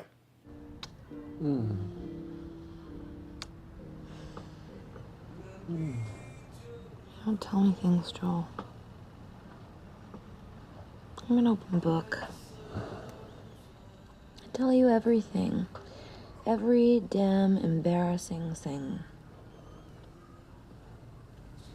You don't trust me? Constantly talking isn't necessarily communicating. Oh. Ouch. I want to know you. Hmm? I don't constantly talk. Jesus. People have to share things, Joel. Mm-hmm. That's what intimacy is. I'm really pissed that you said that to me. Sorry. My life just isn't that interesting. I want to read some of those journals you're constantly scribbling in. What are you writing there if you don't have any thoughts or passions or love?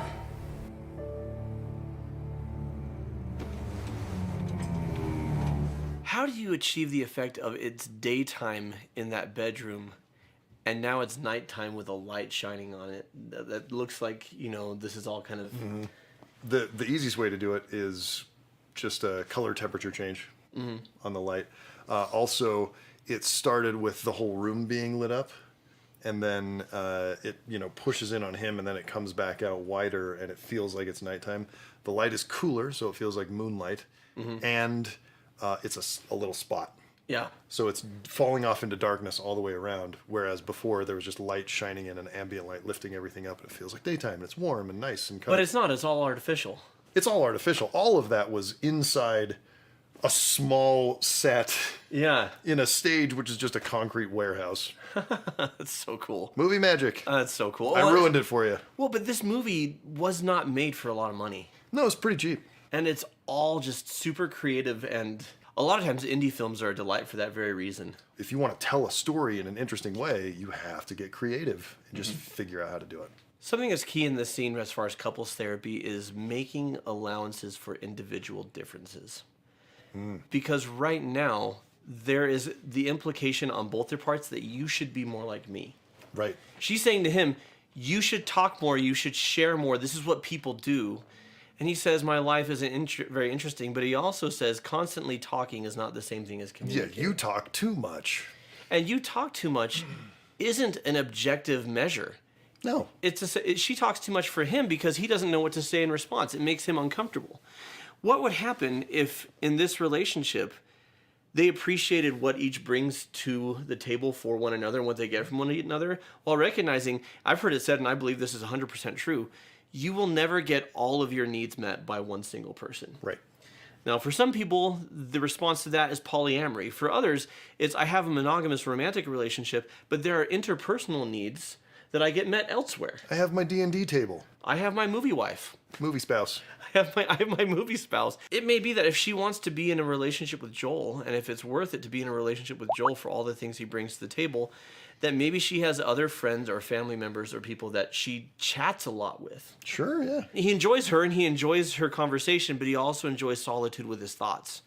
And that might be something that she could step into his arena a bit as well on that. But right now what this is you should be more like me. And because you're not, it's causing us problems. Right. Instead of making allowances for individual differences. Hi. I figured you'd show your face around me again. I guess I thought you were humiliated. You did run away after all. I just needed to see you. I love how the book jackets and like I'd like the things are just disappearing and going gray. Mm-hmm. Take you out or something. You're married. Not yet. Not married. The title's on him, yeah. No, not married. Look, man, I'm telling you right off the bat, I'm high maintenance, so I'm not gonna tiptoe around your marriage or whatever it is you got going there. If you want to be with me, you're with me. Okay. Too many guys think I'm a concept, or I complete them, or I'm gonna make them alive. But I'm just a f***ed up girl who's looking for my own peace of mind. Don't assign me yours. I remember that speech really well. I'm a manic pixie dream girl. I had you pegged, didn't I? Yeah, the whole human race pegged. Probably. I love how they transition in the middle of these memories from the memory to like a real conversation. After that. Yeah. Such an interesting writing idea to tell a story. It would be different if we could just give it another go-round. Because this conversation didn't happen in the bookstore. Right. This is new. Remember me. Try your best. Maybe we can. Oh man, I have so much with this scene. But I hadn't noticed the titles vanishing from the books. Mm-hmm. And like the plaques that show what section of book you're in, as it's like panning past, they like whoop, whoop, whoop, they're all disappearing. Oh man, the that's further into the scene it gets, the hotter the light gets. I don't know if you picked up on that. Sorry. Such a man, I book so. Maybe we can. Oh man, I have so much with this scene. But I hadn't noticed the titles vanishing from the books. Mm-hmm. And like the plaques that show what section of book you're in, as it's like panning past, they like whoop, whoop, whoop, they're all disappearing. Oh man, the further into the scene it gets, the hotter the light gets. I don't know if you picked up on that. Yeah. Like at the beginning, it's very nicely exposed and it just looks like a regular movie and it looks like a real memory. And the further into it you get, the light comes around closer and closer and closer to being front lit. So everything is just flat and it's really bright. So it's harsh looking. Yeah. Little filmmaking touches that cumulatively add up to really sell like things are changing and getting erased, and it's there's like compositing work to do that. Yeah. But it's not big expensive stuff. That's one comp artist working for a couple of days to do that shot. That's it's so not that cool. hard. That's so cool. It's amazing. And I love what you said. The beginning of the scene is the memory of what happened as it played out. And then when he says, I remember that speech real well, the memory ends, and now he's having a conversation with a projection. Right. like a mental projection of her, and it's very subtle, and it doesn't draw a lot of attention to itself, but it's super cool. Yeah. And when you talk about Manic Pixie Dream Girl, that's how he perceived her. Yeah. And she's saying, I'm not that. Right. I don't exist for your mental well-being. Yeah, no one wakes up in the morning and goes, well, I'm going to go be a Manic Pixie Dream Boy today. I'm going to help some woman with her problem, or I'm going to help some man with his problem. Or Yeah. I'm gonna whatever, you know. And yet in so many films, a character or love interest exists for that purpose of the protagonist's growth and evolution. It's a supporting character to tell the story of the protagonist, and that person's a real person. There's a very true point here, which is that neither of them exist to fix the other. Right. And we have in our mind, and I certainly did, like all the heartache of people who'd broken my heart before, if I can just find the person who will love me, it'll all go away. You'll be complete. It'll be healed. Yeah, I'll be healed. You complete me. And then my mom died, and then it became like Complete me. And then my mom died, and then it became like super compounded that I just needed love. There's this huge hole in my life that no one was going to be able to fill. No. Well, no, actually there was someone. Right, okay, yeah. And it was me, and I had to fill it. I had to love myself enough to look after myself, take care of myself, improve myself, instead of expecting someone else to come in and do it for me. Sure. And it was only when I did that I was in a position to enter into a healthy relationship. I love the idea when he says, we could give it another try. And she says, yeah, come find me. You know, it might work this time. The notion that these two aren't doomed to have an unhealthy relationship or doomed to have a failed relationship. What it was is when they originally met, those versions of them were never going to work. Right. And I love that something that was brought up by JT, our Kickstarter producer, is the notion that in erasing these memories, as he rushes through to stop it from happening, he's forced to confront all the memories that he wanted gone. And he's forced to confront all the things that he didn't want to face. I can't remember anything without you. That's very sweet, but try, okay? Okay. And what is super cool to me and psychologically straight up true is that even the experiences that we forget still had a part in shaping who we are. Yeah.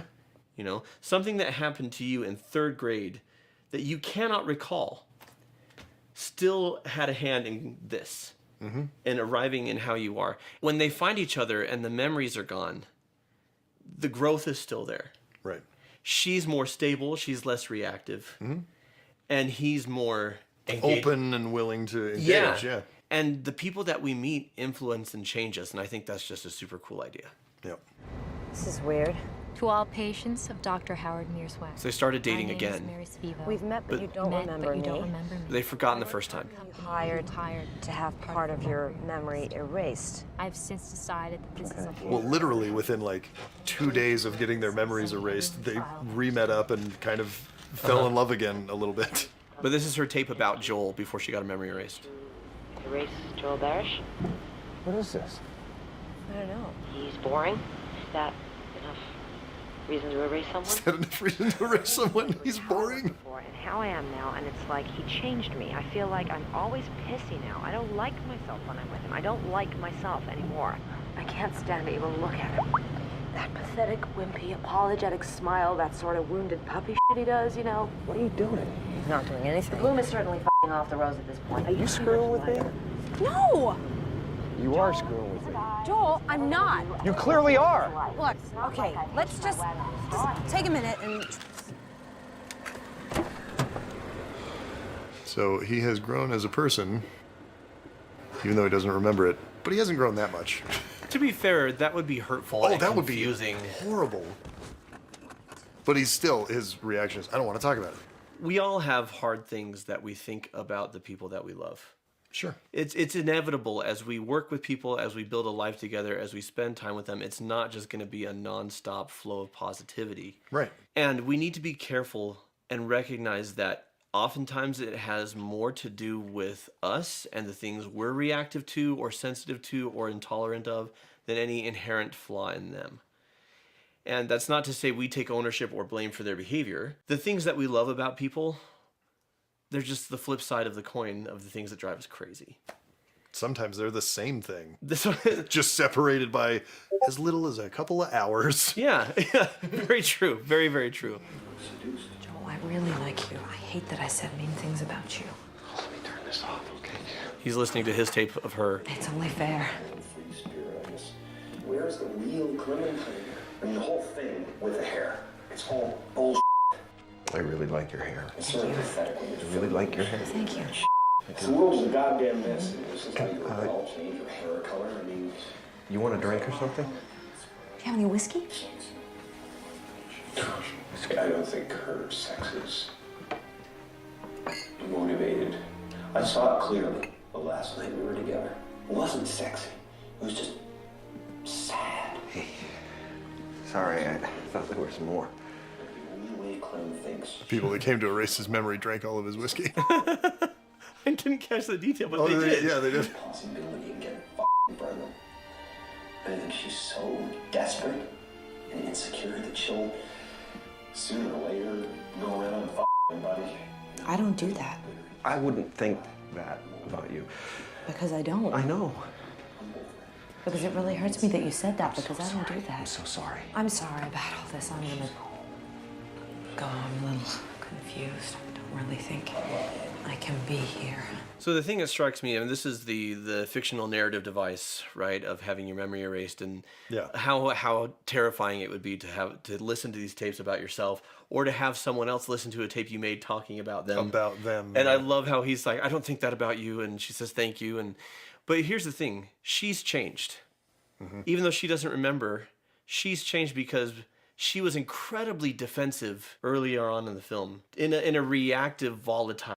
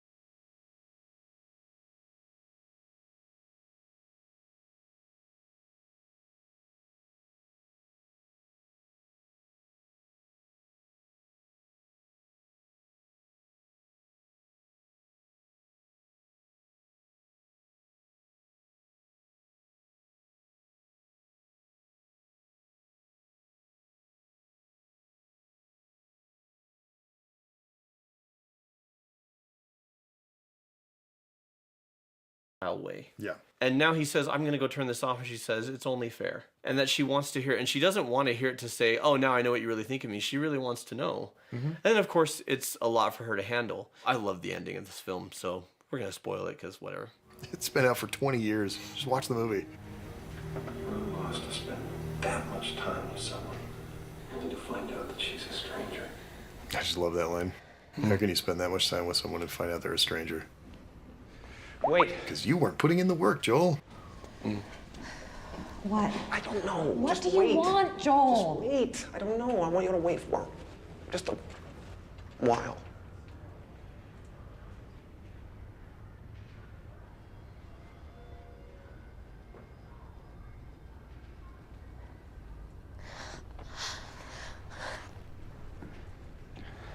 Okay. Really? I'm not a concept, Joel. I'm just a up girl who's looking for my own peace of mind. I'm not perfect. I can't see anything that I don't like about you. But you Right will. now, I can't. But you will. You know, you will think of things. And I'll get bored with you and feel trapped because that's what happens with me. Okay. Love it. Okay.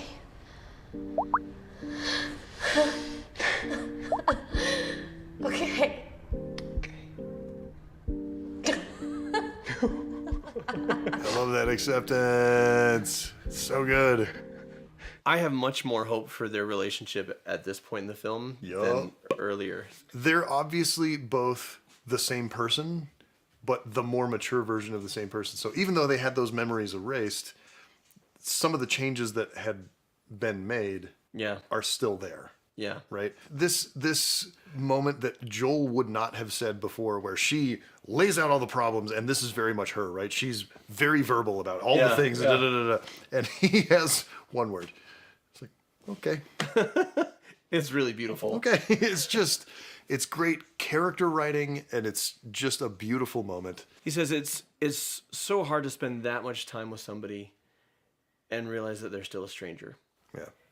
And you said very accurately, I think it's because you didn't put in the work, Joel. and it's not because, lay everything at the man's feet as much as she was open with him. She was an open book, and he chose to not internalize. See her, know her. Yeah. Yeah. And not that everything everyone says is the absolute truth about who they are, but the more open a person is, it doesn't mean you're getting the full truth from them, but you can see the truth around what they're saying, if that makes sense. Yeah. And when you're hurting, you just want it to be over. Yeah. And to make it easier to be over, you consciously or subconsciously cast the other person as the villain, and here's all the terrible things they do. So I'm totally justified in not only leaving, but not when you want to think about them anymore, just being done with them and clean break. And listen, in some cases, that's totally justified. In some cases, they were a monster or they were abusive. And yeah, absolutely. But more often than that, relationships are hard. Mm-hmm. And the things that we say when we're angry or when we're upset or when we're hurting, we usually calm down and we want to walk back on like 70% of it. Or more. Or more. And then the remaining percentage, we realize that was a harsh way to put it. You know what I mean? But love is a choice. And I told you about this book that I read recently, Real Love by Dr. Greg Bear. Mm-hmm. How important it is in our relationships that we can have requests, we can have hopes, we can have needs. But to have expectations and demands puts pressure that doesn't need to be there. That when she says, I'm going to feel trapped and I'm going to get bored and I'm going to, because that's what I do, instead of saying, well, that doesn't work for me, he says, okay. Because again, it's a package deal. Right. And I'm going to take it all. And that's unconditional love. And when people feel unconditionally loved, when they feel like they can be themselves, they're actually more likely to grow and change than if they feel like, I'm going to lose you if I don't. Right. And to be fair, if there are changes that need to be made and the relationship's not going to work, I'm not suggesting you need to stay with a person in a relationship that won't work. What I am suggesting is instead of blaming them, it's healthier just to say, this isn't a fit. Right. It's not you effed it up. It's you're you, I'm me, and this is not going to work. Yeah. But for it to work, there has to be, okay, love is a choice. Every healthy relationship requires a high degree of mutual tolerance and a lot of forgiveness. Yeah. This is a great movie. Thanks, JT. It is a really great movie. Thank you, JT. So until next time. I am not a concept.